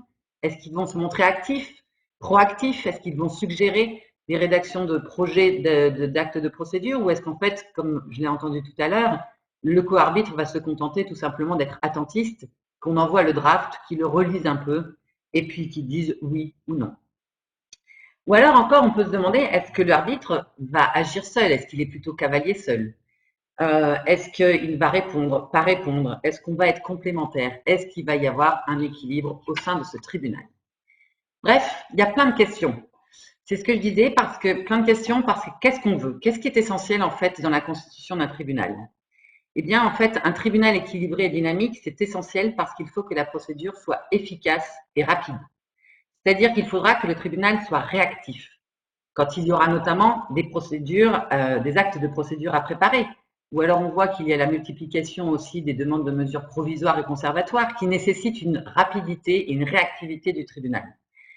Et en fait, ça, on va s'en apercevoir tout de suite. On s'aperçoit déjà lors de l'établissement de l'acte de mission, qui est sous le règlement CCI, est un peu le premier acte de procédure qui va nécessiter le travail collectif du tribunal. Bien, en fait, déjà à cette étape-là, donc dès le début, on s'aperçoit si on a des co-arbitres ou un président qui va être réactif et dynamique. Donc, typiquement, dans mon dossier, je vois qu'aujourd'hui, en l'espace de 48 heures avec une communication avec mon co-arbitre, il y a un co-arbitre extrêmement réactif et il y a déjà un co-arbitre que je suis obligée de relancer pour pouvoir finaliser ne serait-ce que le premier courrier envoyé aux parties. Donc, il est important dès le début, en réalité, que le président soit actif, réactif et qu'il impulse. J'ai entendu justement ce que tu disais, Laurence, tout à l'heure, qu'il est maître de l'impulsion du tribunal. La question de l'équilibre et de la bonne dynamique dans un tribunal arbitral, c'est aussi essentiel lors de l'audience. Parce qu'on voit qu'à l'audience, il peut y avoir des arbitres, des co-arbitres qui sont un peu trop le super avocat de la partie qui les a nommés. Et dans ces cas-là, à ce moment-là, le président du tribunal, il a aussi l'importance de remettre un petit peu le co-arbitre à sa place et éventuellement de trouver des solutions pour que les parties n'aient pas ce sentiment qu'il y a au sein du tribunal un co-arbitre qui soit un peu trop un super avocat et qui manque d'indépendance et d'impartialité. On va s'apercevoir aussi rapidement que certains co-arbitres, voire présidents, mais c'est plus rare, ne connaissent pas non plus leur dossier ou travaillent pas suffisamment, qui arrivent à l'audience en ayant un peu survolé les mémoires, un peu survolé les pièces, mais qui ne connaissent pas plus le dossier que ça. C'est souvent ce qu'on appelle des co-arbitres un peu attentistes ou un peu passifs. Et ça, il y en a quand même quelques-uns. La question aussi de l'équilibre et de la bonne dynamique du tribunal arbitral, on le ressent beaucoup au moment du délibéré. Le délibéré, à nouveau, c'est le moment de la collégialité. C'est là où on va décider, échanger les opinions. Et donc, il faut absolument créer une dynamique à ce moment-là. Il ne faut pas qu'il y ait un co-arbitre qui prenne trop la main ou un arbitre ou le président. Il ne faut pas que le président agisse en cavalier seul. Il faut qu'il y ait réellement cette collégialité. Et puis également, au moment de la rédaction de la sentence, il faut qu'il y ait une dynamique collective et qu'il y ait un équilibre. Il ne faut pas, idéalement, que ce soit seulement le président qui rédige la sentence et qui envoie son projet sans réellement avoir consulté les co-arbitres. Donc, on voit bien que toutes ces questions que se posent les arbitres quand ils commencent leur mission dans un tribunal de 3 arbitres sont des questions cruciales pour avoir une bonne procédure arbitrale et une bonne décision, c'est-à-dire une bonne sentence. Et si les arbitres se posent toutes ces questions en vue du bon fonctionnement pour les 2 prochaines années, eh bien, toutes ces questions, il faut en réalité que les parties se les posent au moment où elles décident de constituer le tribunal. Parce qu'en fait, constituer le tribunal arbitral, ce n'est pas juste nommer 3 personnes distinctes. C'est en réalité composer une équipe. Alors, c'est une équipe. Donc, ces 3 personnes, on va avoir 3 arbitres. Ce sont 3 personnes qui vont former une bonne équipe de travail et qui vont travailler bien ensemble. Vous me direz finalement, c'est un peu la même chose, une équipe de travail et un travail d'équipe. Eh bien, oui et non. Selon moi, un tribunal arbitral, c'est une équipe de travail. Et qui dit équipe, il faut, comme toute équipe, dans le sport par exemple, il faut que ce soit une équipe équilibrée et à la fois diversifiée pour que chacun soit complémentaire de l'autre. En fait, il faut que chacun soit un peu à un poste particulier. Il est à mon sens important d'éviter de nommer comme arbitre ou président un cavalier solitaire ou alors un caractériel. Et puis un tribunal arbitral, c'est aussi un travail d'équipe. Et qui dit travail, eh bien dit quoi? Eh bien qu'il faut idéalement réunir des travailleurs. Alors vous allez me dire, c'est naturel de prendre des travailleurs. Malheureusement, ça n'est pas toujours le cas. Et puis, il faut réunir des travailleurs qui soient complémentaires pour avoir une sentence de qualité. Et enfin, des travailleurs indépendants et impartiaux. Alors, pas trop, me direz-vous, parce qu'on a bien envie quand même que notre co-arbitre soit un petit peu notre super avocat. Mais on va voir qu'un super avocat, en tout cas, il faut qu'il reste un minimum indépendant et impartial s'il veut avoir l'écoute du président. Alors, comment sélectionner cette équipe de travail qui doit faire le meilleur travail d'équipe? Alors, je pense qu'il convient d'abord de distinguer la sélection des co-arbitres du président. En effet, ce que je disais, il ne faut pas prôner le co-arbitre super avocat de la partie qu'il a nommée, parce qu'on sait que dans ces cas-là, le président ne l'écoutera pas. Si le co-arbitre est trop en faveur de la partie, ça ne fonctionnera pas. Donc, mais en revanche, on veut aussi que le co-arbitre qu'on nomme, alors le co-arbitre qu'on nomme, eh bien, c'est quand même celui qui normalement a pour mission de faire entendre la position de la partie qu'il a nommée. Donc, concernant le choix des co-arbitres, il y a une distinction à faire entre le choix du co-arbitre par la demanderesse et le choix du co-arbitre par la défenderesse. La demanderesse, elle n'est pas tout à fait dans la même situation que le demandeur, puisque la demanderesse, c'est elle qui va devoir choisir en premier son co-arbitre. C'est elle qui va tirer le premier coup. Et c'est souvent d'ailleurs elle qui va déterminer en réalité la composition finale du tribunal arbitral, car généralement, on sait que le co-arbitre nommé par le défendeur sera en réaction à la nomination du co-arbitre de la demanderesse, et par là même, le choix du président du tribunal sera déterminé en fonction de la nomination des deux co-arbitres. Du coup, le choix de la demanderesse, le choix du co-arbitre de la demanderesse, c'est celui qui va être le plus déterminant pour l'équilibre futur et la dynamique du tribunal arbitral. Alors, je vais essayer de faire un petit listing des critères. Alors, pas des critères objectifs parce que je pense que ça a été très bien développé justement par Laurence, Gisèle et Alison. Ce sera plutôt peut-être des critères un peu plus subjectifs. Alors, quand la demanderesse va choisir son co-arbitre, puisqu'elle va décider en premier, c'est quand même pas un choix simple, parce qu'on ne sait pas quel est le co-arbitre qui va lui être opposé. Alors, idéalement, évidemment, il faut choisir un co-arbitre expérimenté. Expérimenté parce qu'on veut absolument que le président écoute ce co-arbitre du fait de son expérience. Et ça veut dire quoi, un co-arbitre expérimenté? Est-ce que ça veut dire un co-arbitre qui a déjà eu 150 procédures d'arbitrage? Je pense que l'âge n'est pas forcément le meilleur critère, car on ne va pas se cacher, un arbitre qui a déjà 150 procédures d'arbitrage, généralement, ce n'est pas forcément un arbitre tout jeune. Je pense qu'en fait, il faut chercher un co-arbitre expérimenté dans le secteur du contrat litigieux. Et ça, on en a parlé tout à l'heure dans les critères objectifs. Il faut que ce soit un bon technicien de la matière qui pourra être entendu du président sur des questions techniques et précises. Par exemple, si vous avez un dossier de construction, prenez à ce moment-là un co-arbitre qui a déjà fait des dossiers, idéalement en tant que conseil et également idéalement en tant qu'arbitre. Et là, actuellement, dans le tribunal que je préside, un des co-arbitres n'est ni arbitre ni conseil, c'est un ingénieur technicien en fait de la procédure de construction, d'un dossier de construction. Je pense qu'aussi il faut un co-arbitre expérimenté en procédure arbitrale. À nouveau, ce n'est pas nécessaire non plus de prendre un arbitre qui ait 150 arbitrages derrière lui. Il faut en revanche que ce soit quelqu'un qui maîtrise parfaitement la procédure. Parce que comme je disais au début, il y a de plus en plus d'incidents de procédure et il faut que ce co-arbitre que vous allez nommer puisse faire valoir votre position tout en restant à nouveau indépendant et neutre, mais tout en connaissant justement la procédure pour avoir toujours cette écoute du président. On a parlé aussi du co-arbitre, mais ça je ne leur parlerai pas, qui connaît bien évidemment le droit applicable, qu'il soit civiliste si c'est plutôt du droit civil ou alors common law si c'est plutôt du droit common law. Deuxième critère subjectif, mais majeur, j'en ai déjà parlé, il faut absolument que ce soit un co-arbitre travailleur. Alors vous nous direz, mais ils sont tous travailleurs. Le problème, c'est qu'on n'a pas tous la même échelle du travail. Malheureusement, certains considèrent, et on le voit encore souvent, que le co-arbitre n'a finalement pas grand-chose à faire si ce n'est attendre que le président draft envoie les différents projets, qu'il émette des commentaires et parfois un peu vaguement. Et on se retrouve, et ça m'est déjà arrivé dans un arbitrage, où j'avais un co-arbitre travailleur sans aucune difficulté et l'autre en revanche, j'étais obligée de le mettre dans l'objet de l'email urgent, urgent, urgent, tout simplement parce que le travail du tribunal, c'est un travail collégial et qu'il faut avoir la réponse des co-arbitres avant d'envoyer les projets aux parties. Donc, c'est quoi un co-arbitre travailleur?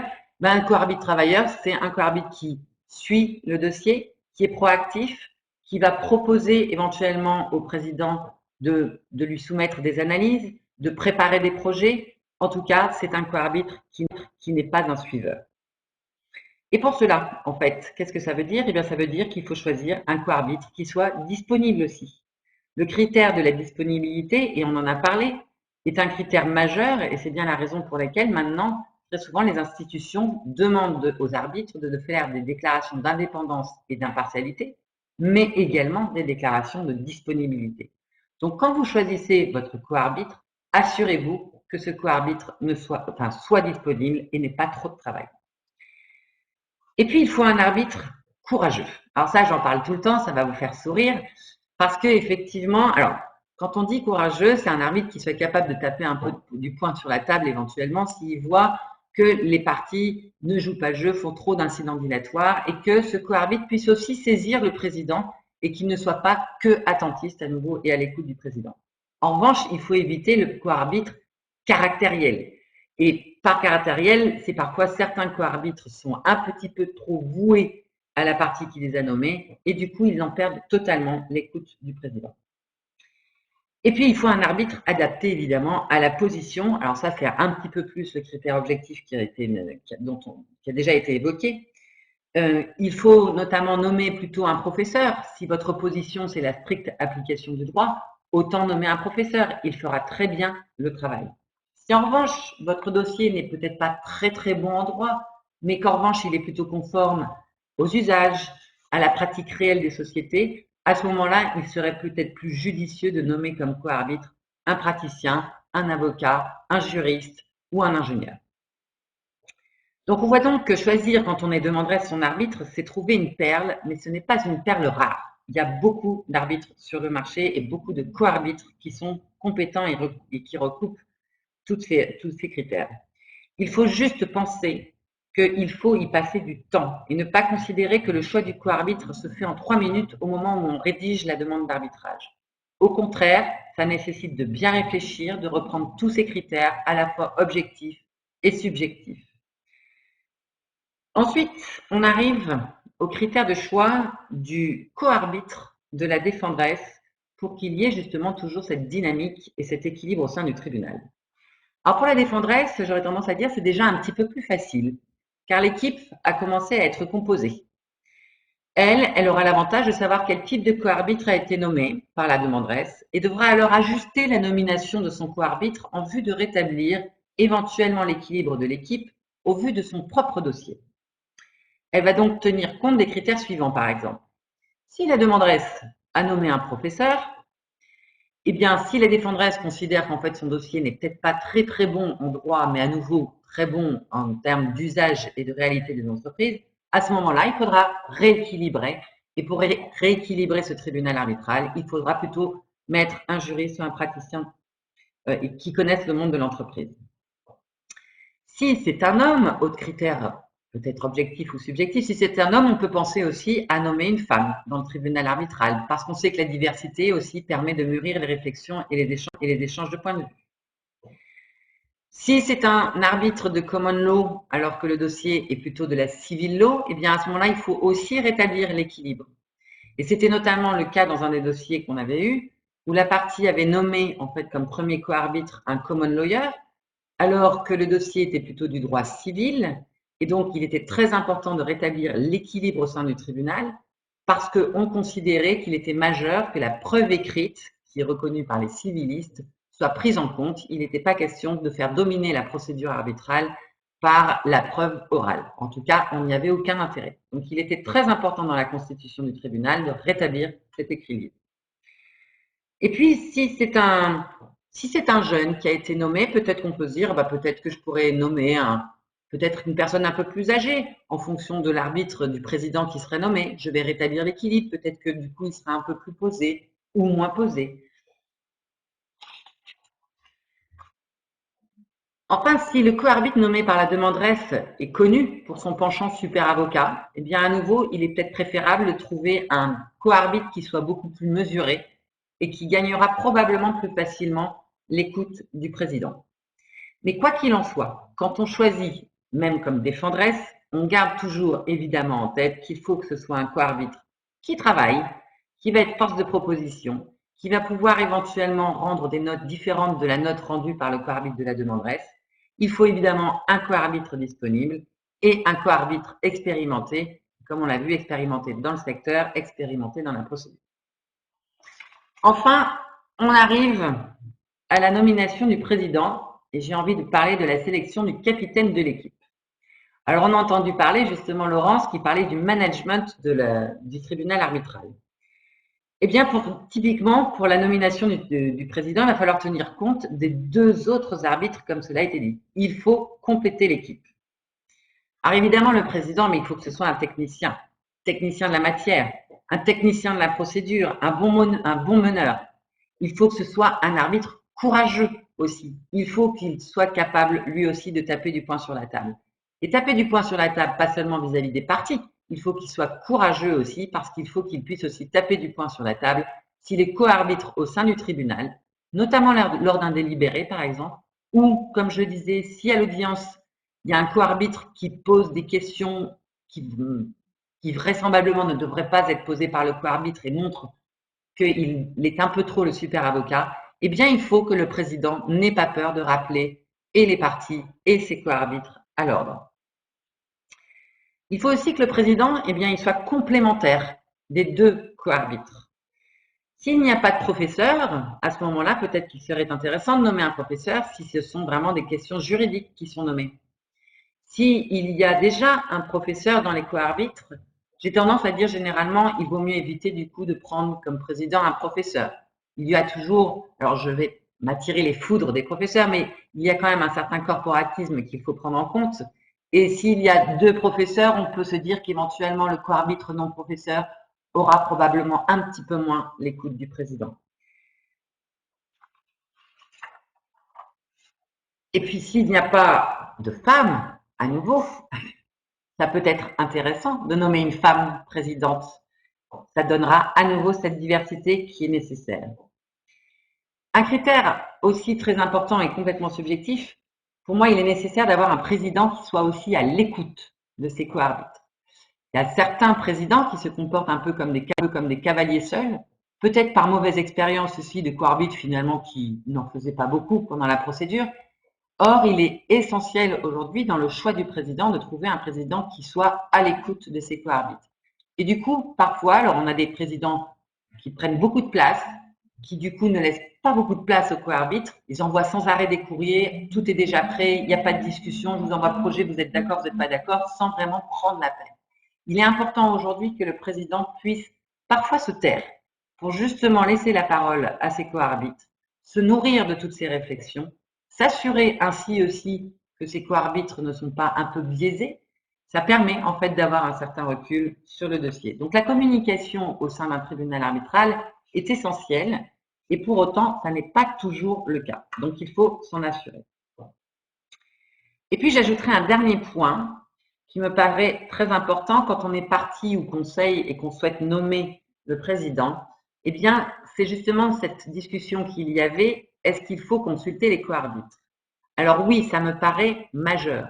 Parce que, comme je le disais au début, le co-arbitre va vivre pendant 2 ou 3 ans avec le président. Il faut que vos co-arbitres, comme le président, du coup, se trouvent avec des gens qu'ils respectent, qu'ils ne connaissent pas forcément très bien, mais qu'ils peuvent connaître. Donc, j'aurais tendance à dire, pour le choix du président, il est absolument nécessaire de travailler avec votre co-arbitre pour que votre co-arbitre se retrouvent à l'aise avec ce président. Donc, il faut absolument éviter d'imposer une liste de présidents aux co-arbitres. Donc, on voit que pour assurer un équilibre et une bonne dynamique au sein du tribunal arbitral, il y a des critères objectifs, mais il y a aussi beaucoup de critères subjectifs dont il faudra tenir compte. Donc, prenez le temps pour assurer l'efficacité de la procédure arbitrale. Il faut prendre le temps de constituer un bon tribunal. Merci. Merci beaucoup, Caroline. Alors, avant de passer à la dernière partie, je dirais, de cette présentation qui se concentre davantage précisément sur les outils qui permettent d'atteindre davantage de diversité dans la composition des tribunaux arbitraux, et ça a été un peu le fil rouge des interventions des unes et des autres, et de sortir de, il faut bien le dire, ce qui a été pendant assez longtemps une forme d'endogamie dans le monde de l'arbitrage, endogamie qui a généré des critiques. Et bien avant de revenir sur ces outils, justement, je voudrais faire état de quelques questions qui ont été posées et qui précisément touchent à ce sujet-là. Alors, en réaction à la présentation sur le processus de sélection des arbitres par la partie qui a été fait par Alison tout à l'heure, quelqu'un posait la question suivante: est-ce que ce processus, justement, il permet de refléter la diversité des parties? Et la question qui était posée aussi, et peut-être que d'ailleurs elle introduira ce qui sera présenté ensuite par Mirez, Maria Béatrice et Gisèle, c'est quelles méthodes permettent en réalité de régler les problèmes de ce qu'on appelle en français les biais d'affinité, les unconscious biases, qui consistent en réalité en une forme d'attraction naturelle vers les gens qui nous ressemblent à première vue. Donc comment finalement on atteint cette diversité dans l'arbitrage, et aussi c'est poser la question que je trouve très intéressante, qui est celle des nouveaux entrants.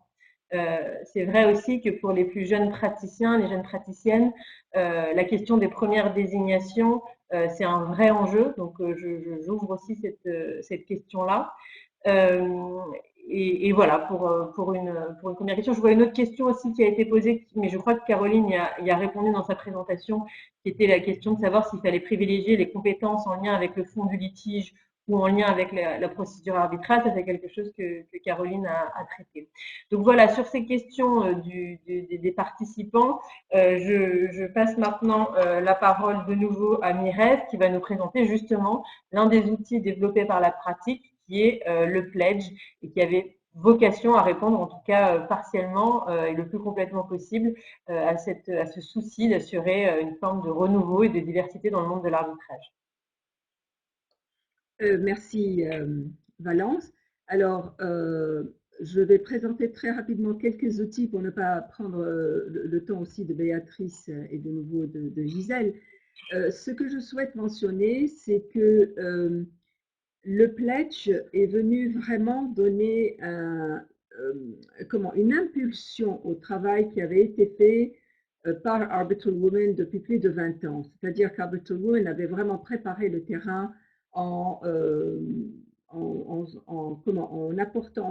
attirant l'attention des parties sur la diversité, sur le besoin de donner également la place aux femmes qualifiées dans le domaine de l'arbitrage de pouvoir participer. Alors, pourquoi le pledge est venu ensuite assister? Parce que nous avons constaté qu'après 20 ans de l'existence d'Arbitral Women, avec toutes les activités, avec les projets, en tentant de promouvoir toujours les femmes pratiquant l'arbitrage et étant qualifiées, nous avons constaté qu'en fait, la nomination de femmes était très limitée. Il s'agissait donc de prendre des mesures pour encourager les praticiens dans le domaine de l'arbitrage de faire des actions beaucoup plus objectives et de pouvoir les mesurer. Donc, en quoi consiste cela? Le pledge sur le Equal Representation in Arbitration est en fait un engagement que toute personne pratiquant l'arbitrage ou amenée à utiliser l'arbitrage de prendre les mesures nécessaires pour améliorer d'une part la visibilité et d'autre part la présence des femmes dans le domaine de l'arbitrage et de leur offrir, c'est très important, les mêmes chances que les hommes d'être nommés arbitres lorsque les uns et les autres sont à compétence égale. Donc le message est clair, à compétence égale, chance égale pour les hommes et pour les femmes. Alors, quels sont les moyens préconisés par le pledge pour y parvenir? Ce que nous avons écrit donc comme proposition dans ce pledge, c'est que les acteurs dans le domaine de l'arbitrage devraient prendre toutes mesures raisonnables, bien entendu, et encourager les autres acteurs de l'arbitrage à faire de même, afin d'assurer notamment, je vais prendre en considération 3 points surtout qui sont, dans mon opinion, les plus importants. Premièrement, que des femmes soient équitablement représentées au sein des comités, des organes de gouvernance, de panels de conférences intervenant dans le domaine de l'arbitrage, donc une représentation à tous les niveaux et pas seulement au niveau du tribunal arbitral. Le deuxième critère, c'est que des candidates femmes soient équitablement représentées au sein des listes de candidats potentiels à la fonction d'arbitre. Et enfin, comment savoir si ces propositions sont vraiment adoptées et fonctionnent? Eh bien, en proposant à tous les acteurs, principalement les organisations d'arbitrage, afin de mesurer le progrès et d'évaluer si d'autres méthodes portant sur la proportion d'arbitres, hommes, femmes nommés, afin de mesurer le progrès et d'évaluer si d'autres méthodes doivent éventuellement être envisagées, si ce qui est adopté actuellement ne suffit pas à changer les nombres. Nous avons donc constaté que depuis le lancement officiel, nous avons commencé le pledge en 2015, mais le lancement officiel a eu lieu en 2016, nous avons constaté que toutes les organisations ont accepté de jouer le jeu. D'une part, elles ont signé le pledge, d'autre part, elles ont commencé à produire chaque année des statistiques pour mesurer le nombre des arbitres nommés. Et nous avons pu constater cette année que la moyenne en général de nomination de femmes s'élève à 21%, ce qui en 2020 est quand même assez limité et qui montre qu'il y a encore du travail à faire. Ceci dit, il y a quand même eu un grand progrès, je peux le dire après 3 décennies dans le domaine de l'arbitrage, c'est-à-dire que nous sommes passés en 10 ans, pour donner une idée, un ordre d'idées, en 10 ans, en 2010, on avait par exemple 7% de femmes nommées arbitres. L'année dernière, en 2019, nous sommes arrivés à 21%. Donc, il y a eu un progrès et nous espérons que le progrès sera plus rapide. Maintenant, concernant la signature du pledge, toute personne peut s'engager directement et peut signer, voilà, peut signer la page du pledge directement sur le site du pledge.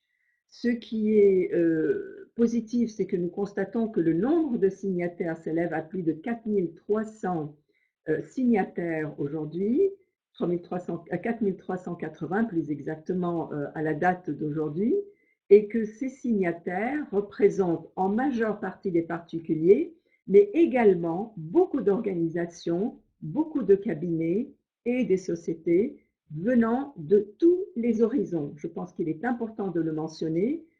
Évidemment, la majeure partie vient, on va dire, de l'Europe et de l'Amérique du Nord, mais également les autres régions sont représentées.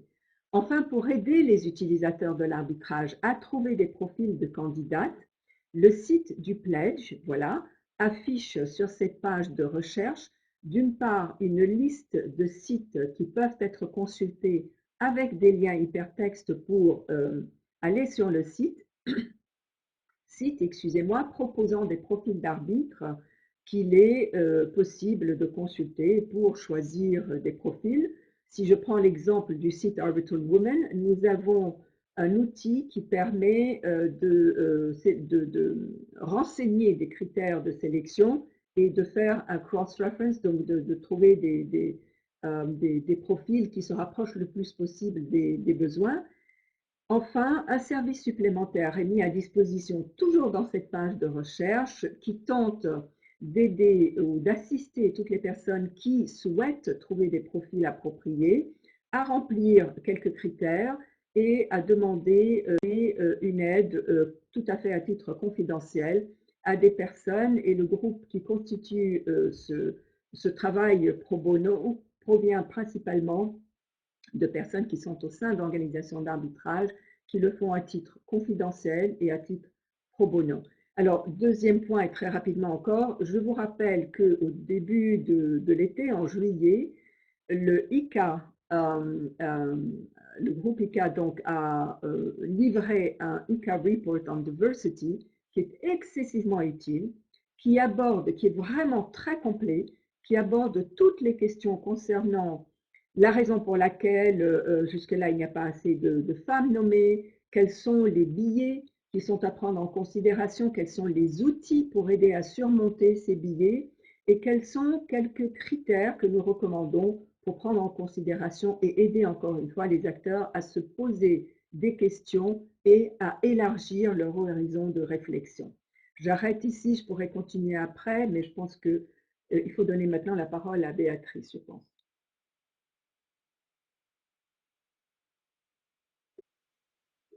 Oui, absolument. Merci beaucoup, Mirez. Donc, Merci. dans le moment de ton intervention, en effet, c'est Maria-Béatrice qui va nous présenter le sondage qui a été préparé, le questionnaire préparé aux juristes d'entreprise et aux avocats pour les interroger précisément sur les modalités de désignation des arbitres. Et on parlera ensuite avec toi, Maria-Béatrice, et aussi avec Gisèle, de la checklist, qui est un outil qui est vraiment intéressant et qui intéressera celles et ceux qui nous écoutent, puisque pour l'essentiel, elle reprend quand même beaucoup des choses que nous sommes dites aujourd'hui. Et c'est un outil très concret, très pragmatique pour s'assurer qu'on a bien une bonne stratégie transverse et complète dans la désignation des co-arbitres et des éventuellement présidents de tribunaux arbitraux. Parfait, merci beaucoup Valence. Bonsoir à tous, à toutes, à tous. Merci d'être là avec nous jusqu'à la fin ou vers la fin. Et moi, ma mission, c'est de vous faire un aperçu du sondage que vous avez reçu avant le commencement de ces webinaires. Donc, vous êtes les premiers destinataires de notre sondage qu'on lance aujourd'hui. Et je parle de nous.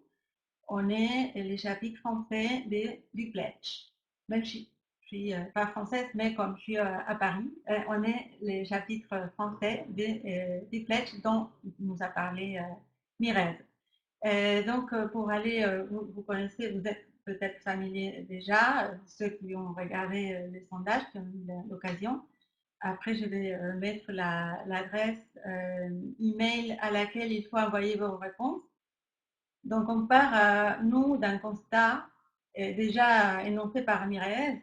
Les femmes sont sous-représentées au sein des tribunaux arbitraux, tandis qu'elles sont nombreuses dans les milieux d'arbitrage.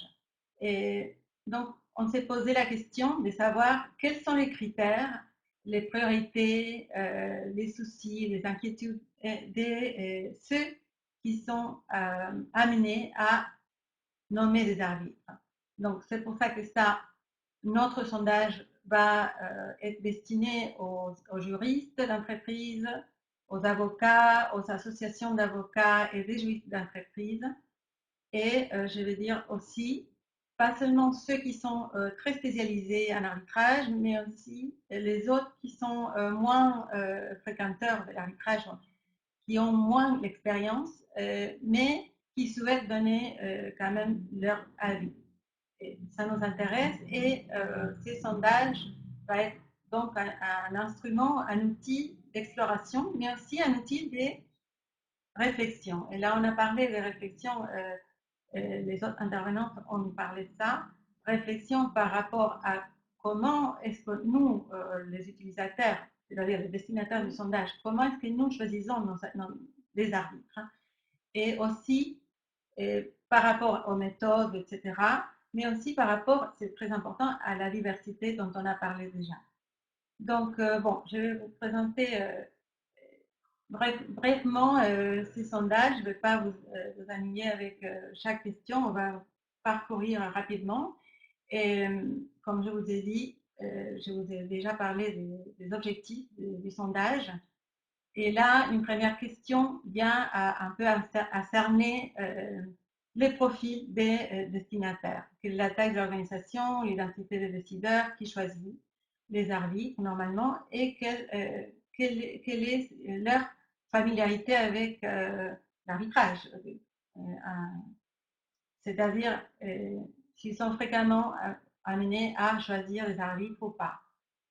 Une deuxième question liste déjà les sujets les plus importants.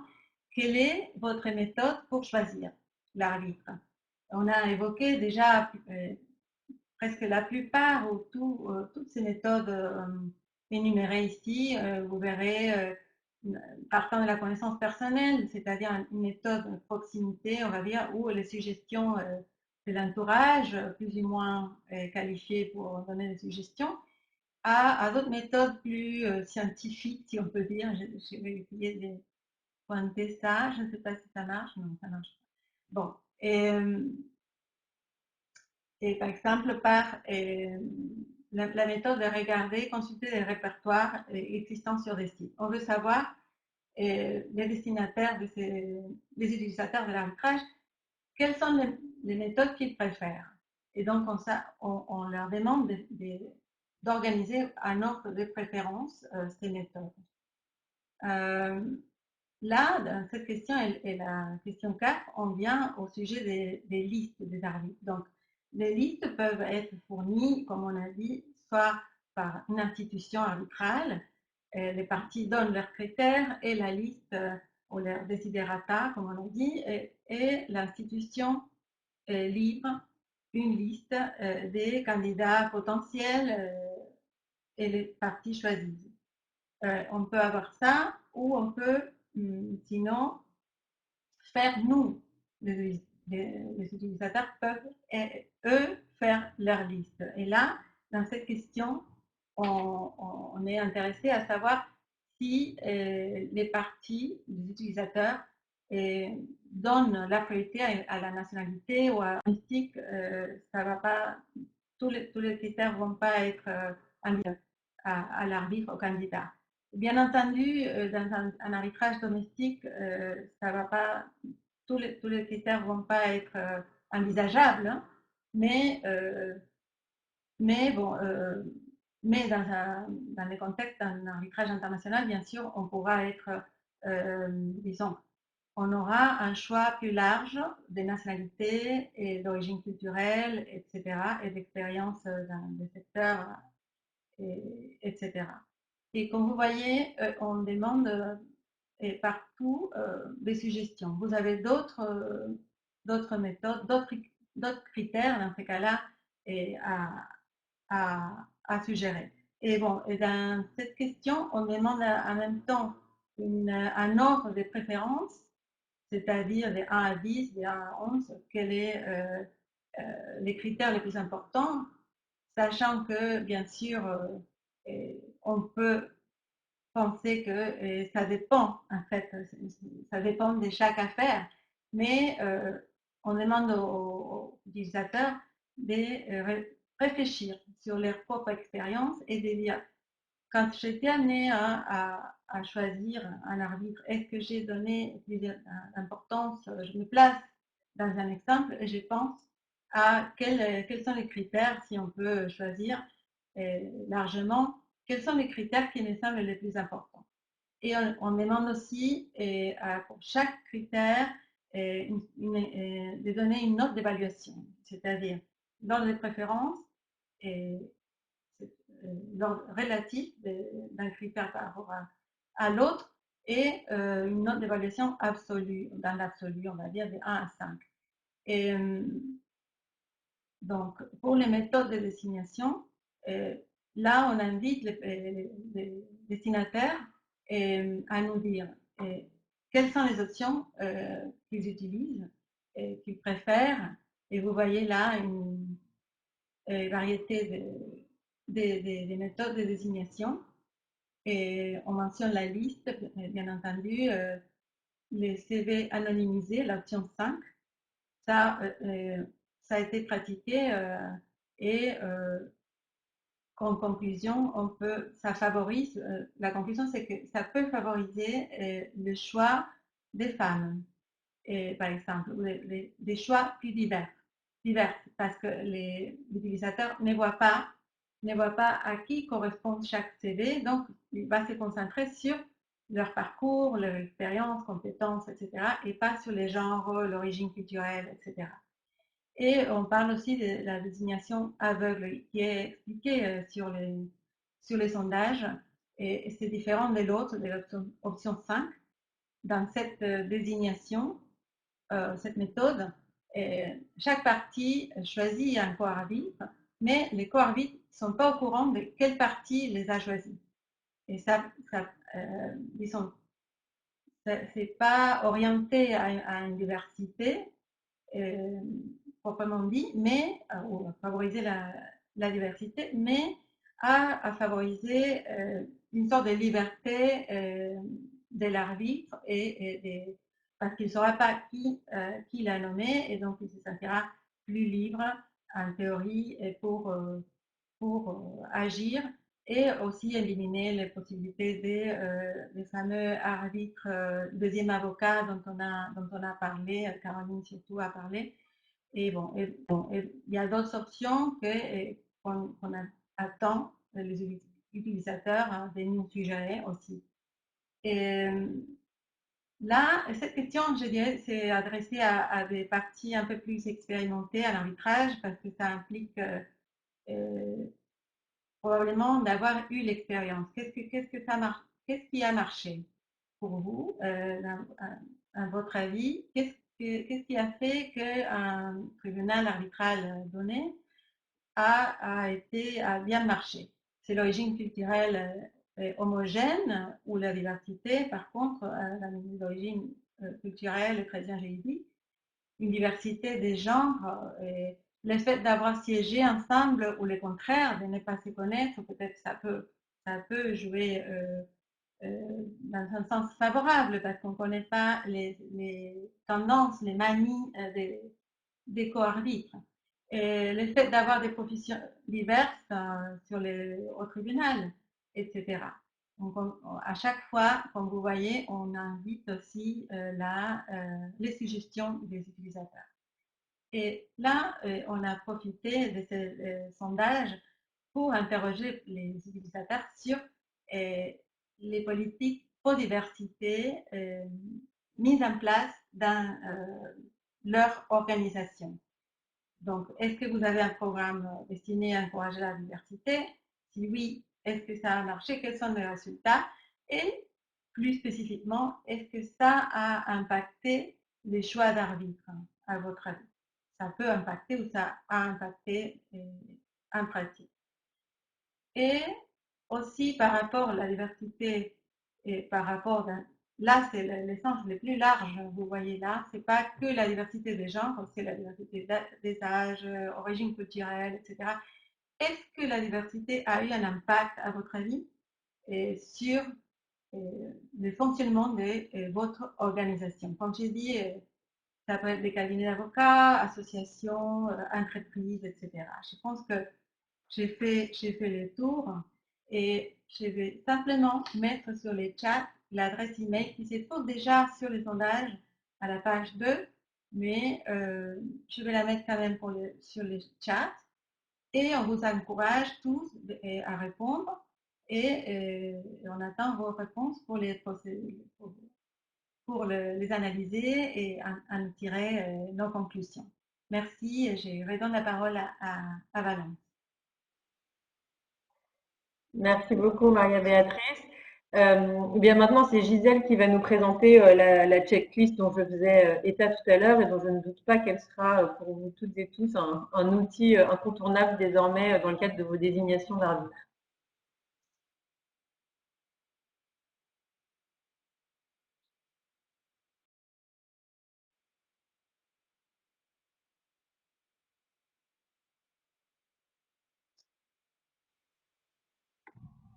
Est-ce qu'il est possible de repasser à la dernière slide? Ouais. Merci. Merci Valence. Donc,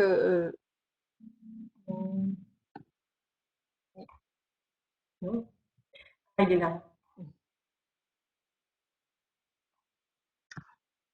non, ça c'est le pledge. Non, elle est, C'était oui, non. Voilà. Je pense, Valence, qu'il serait bien de passer à la... Ça, c'est juste l'introduction. Si on peut passer à la prochaine slide, si c'est possible. Alors, voilà. Donc, et essentiellement, et comme l'a bien dit Valence, cette checklist reprend largement toutes les considérations et toutes les étapes évoquées lors des différentes interventions ce soir. Bon, passant bon, tout d'abord par les considérations préliminaires basées sur les prévisions de la clause, ensuite les considérations à tenir en compte dans le choix du co-arbitre, et ensuite le choix de la présidente ou du président, etc. Donc voilà, je pense que ça résume bien un petit peu hein, le sens de toutes les interventions. Bon, on a souhaité élaborer cette checklist parce que c'est toujours important de recenser les bonnes pratiques, de matérialiser les bonnes pratiques et d'identifier les critères objectifs et subjectifs qui peuvent être amenés à influencer le choix d'un arbitre. Et je souhaite encore à cet égard rappeler que finalement le choix de l'arbitre, c'est quand même une des décisions stratégiques les plus importantes, les plus cruciales dans une procédure d'arbitrage. Et donc, il est absolument impensable, voire même irresponsable de faire ça à la louche sans se renseigner un petit peu, enfin même beaucoup, et sans vraiment réfléchir en amont et développer une stratégie propre aux litiges concernés. Donc j'espère que toutes les interventions que vous avez pu écouter vous ont convaincu à ce sujet. Et finalement, donc, cette checklist recense toutes ces bonnes pratiques et, comme vous le verrez, mentionne également différents sites et différentes ressources auxquelles vous pouvez accéder pour obtenir plus d'informations sur les différents arbitres, leurs expertises, leurs expériences, leurs pratiques. Parce que finalement, ce qui est le plus difficile, c'est l'accès à l'information sur les arbitres et c'est la diffusion de cette information qui permet vraiment, disons, d'améliorer la diversité et l'efficacité de l'arbitrage, puisque ça permet aux parties et les avocats, même non spécialistes dans le monde de l'arbitrage, d'identifier des profils vraiment appropriés à leur litige. Donc, je pense que je vais pas plus m'étendre là-dessus. Encore une fois, cette checklist, elle a vocation à être utilisée tant par les conseils que par les utilisateurs de l'arbitrage. Et voilà, on espère qu'elle contribue à améliorer l'efficacité et la diversité de la procédure dans l'arbitrage. Je pense qu'il convient d'ajouter, Gisèle, que nous faisons le lancement officiel aujourd'hui. Tout à fait. Tout à fait. C'était effectivement tout le but de ce webinaire, c'était d'annoncer et de promouvoir cette checklist qui sera donc publiée en français et en anglais sur le site du Pledge, donc Equal Representation in Arbitration Pledge, donc qui sera accessible à tous sur ce site et on espère qu'elle sera diffusée et utilisée le plus largement possible. Merci beaucoup Gisèle. Il nous reste quelques minutes. Je voudrais profiter de ce temps pour, comme promis, relayer 2 questions et peut-être apporter une réponse, en tout cas une tentative de réponse à la première d'entre elles, qui est la suivante. Si le choix de l'expert, alors en fait j'imagine qu'il s'agit du choix de l'arbitre, c'est-à-dire l'hypothèse rare mais qui existe de la clause compromissoire qui désigne d'ores et déjà l'arbitre. Donc, si le choix de l'arbitre est imposé par un contrat, est-il possible d'y déroger avec accord unanime des signataires? La réponse est oui, si les signataires dont on parle sont bien les signataires du contrat. Tout ce qui a été fait par l'accord de la volonté des parties peut être défait par cette même volonté. Donc, évidemment, avec l'accord de tous, pas de difficulté pour revenir à un autre mode de désignation ou s'accorder sur une autre personnalité, éventuellement d'ailleurs dans le cadre de la signature d'un avenant qui pourrait prendre la forme d'un compromis, c'est-à-dire d'un accord sur les modalités de l'arbitrage postérieur au contrat et à la survenance du litige. La deuxième question, je vois qu'elle est adressée plus particulièrement à Maria Béatrice. C'est la suivante, c'est que pensez-vous de la solution pour choisir un arbitre qui est celle de Arbitrator Intelligence créée par le professeur Catherine Rogers. Voilà, donc Maria Béatrice, est-ce que tu as un avis sur cet outil? Oui, je donne un avis, mais j'aimerais que vous donniez votre avis aussi. Possible. Pardon, Mireille? Oui, alors effectivement, cet outil est excessivement utile. Au départ, il y a à peu près 4-5 ans, quand Catherine Rogers a eu cette idée avec Michael McInnes et d'autres personnes, l'idée a été énormément contestée parce que on doutait sur la possibilité des parties et des conseils de faire des retours d'expérience sur les arbitres avec lesquels les arbitres ont siégé, ou un retour d'expérience également de la part des parties. Mais de plus en plus, la question ayant été présentée sur différents panels, dans des articles, etc., les utilisateurs ont vu l'utilité de ce questionnaire proposé par Arbitrator Intelligence et l'utilité de faire des rapports de sorte à ce que tous ces rapports, évidemment, sont sur base confidentielle, c'est-à-dire qu'il n'y a pas d'informations qui concernent le litige et qui sont données dans ces évaluations, mais simplement une évaluation sur le travail, la qualité de travail, les compétences de l'arbitre, partagées avec des utilisateurs qui n'ont pas nécessairement les contacts pour se renseigner sur des profils et qui vont éventuellement se tourner vers cet outil pour avoir un peu plus d'informations sur d'éventuels arbitres. Alors, il y a aussi l'autre outil qui a complètement pris l'inspiration de Arbitral Women et de Arbitrator Intelligence, qui est le GAR Art, mais l'outil Arbitrator Intelligence est excessivement aussi utile. Oui. Moi, je veux juste ajouter que oui, je suis d'accord avec Mireille. Et les questions sont très précises dans les deux plateformes et très utiles. Enfin, très utiles, je les trouve.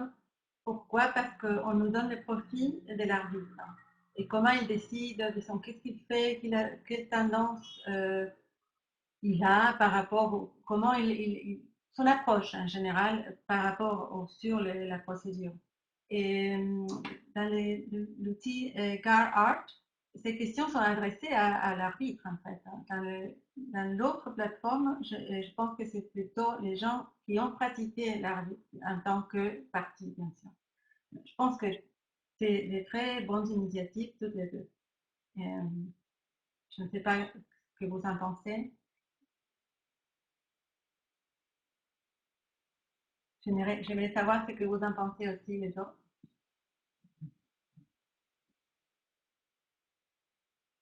Pas d'avis apparemment. Je crois que tout a été dit, très bien dit par Mireille et Maria Béatrice sur ces deux outils. Il est précisément 19h59, c'est-à-dire que nous arrivons au terme de notre formation. Je crois qu'il est temps de libérer les uns et les autres, d'autant plus que je crois savoir que notre président s'apprête à l'instant même à nous faire des annonces dont nous aimerions toutes et tous connaître la teneur. Donc, je voulais profiter de cette occasion pour remercier encore vraiment vivement Andrea Pina et Annette Vanoff pour leur accueil sous l'égide de la commission ouverte, et puis remercier toutes les participantes, toutes les intervenantes de nous avoir éclairé sur cette question du choix du ou de la bonne arbitre. Tous les supports sur lesquels nous nous sommes fondés ce soir sont en ligne, donc vous les retrouverez très facilement. Et merci encore à toutes et à tous d'avoir été avec nous ce soir pour cette formation. À très bientôt. Merci. Merci, au revoir. Merci. Au revoir. Merci. C'est ça.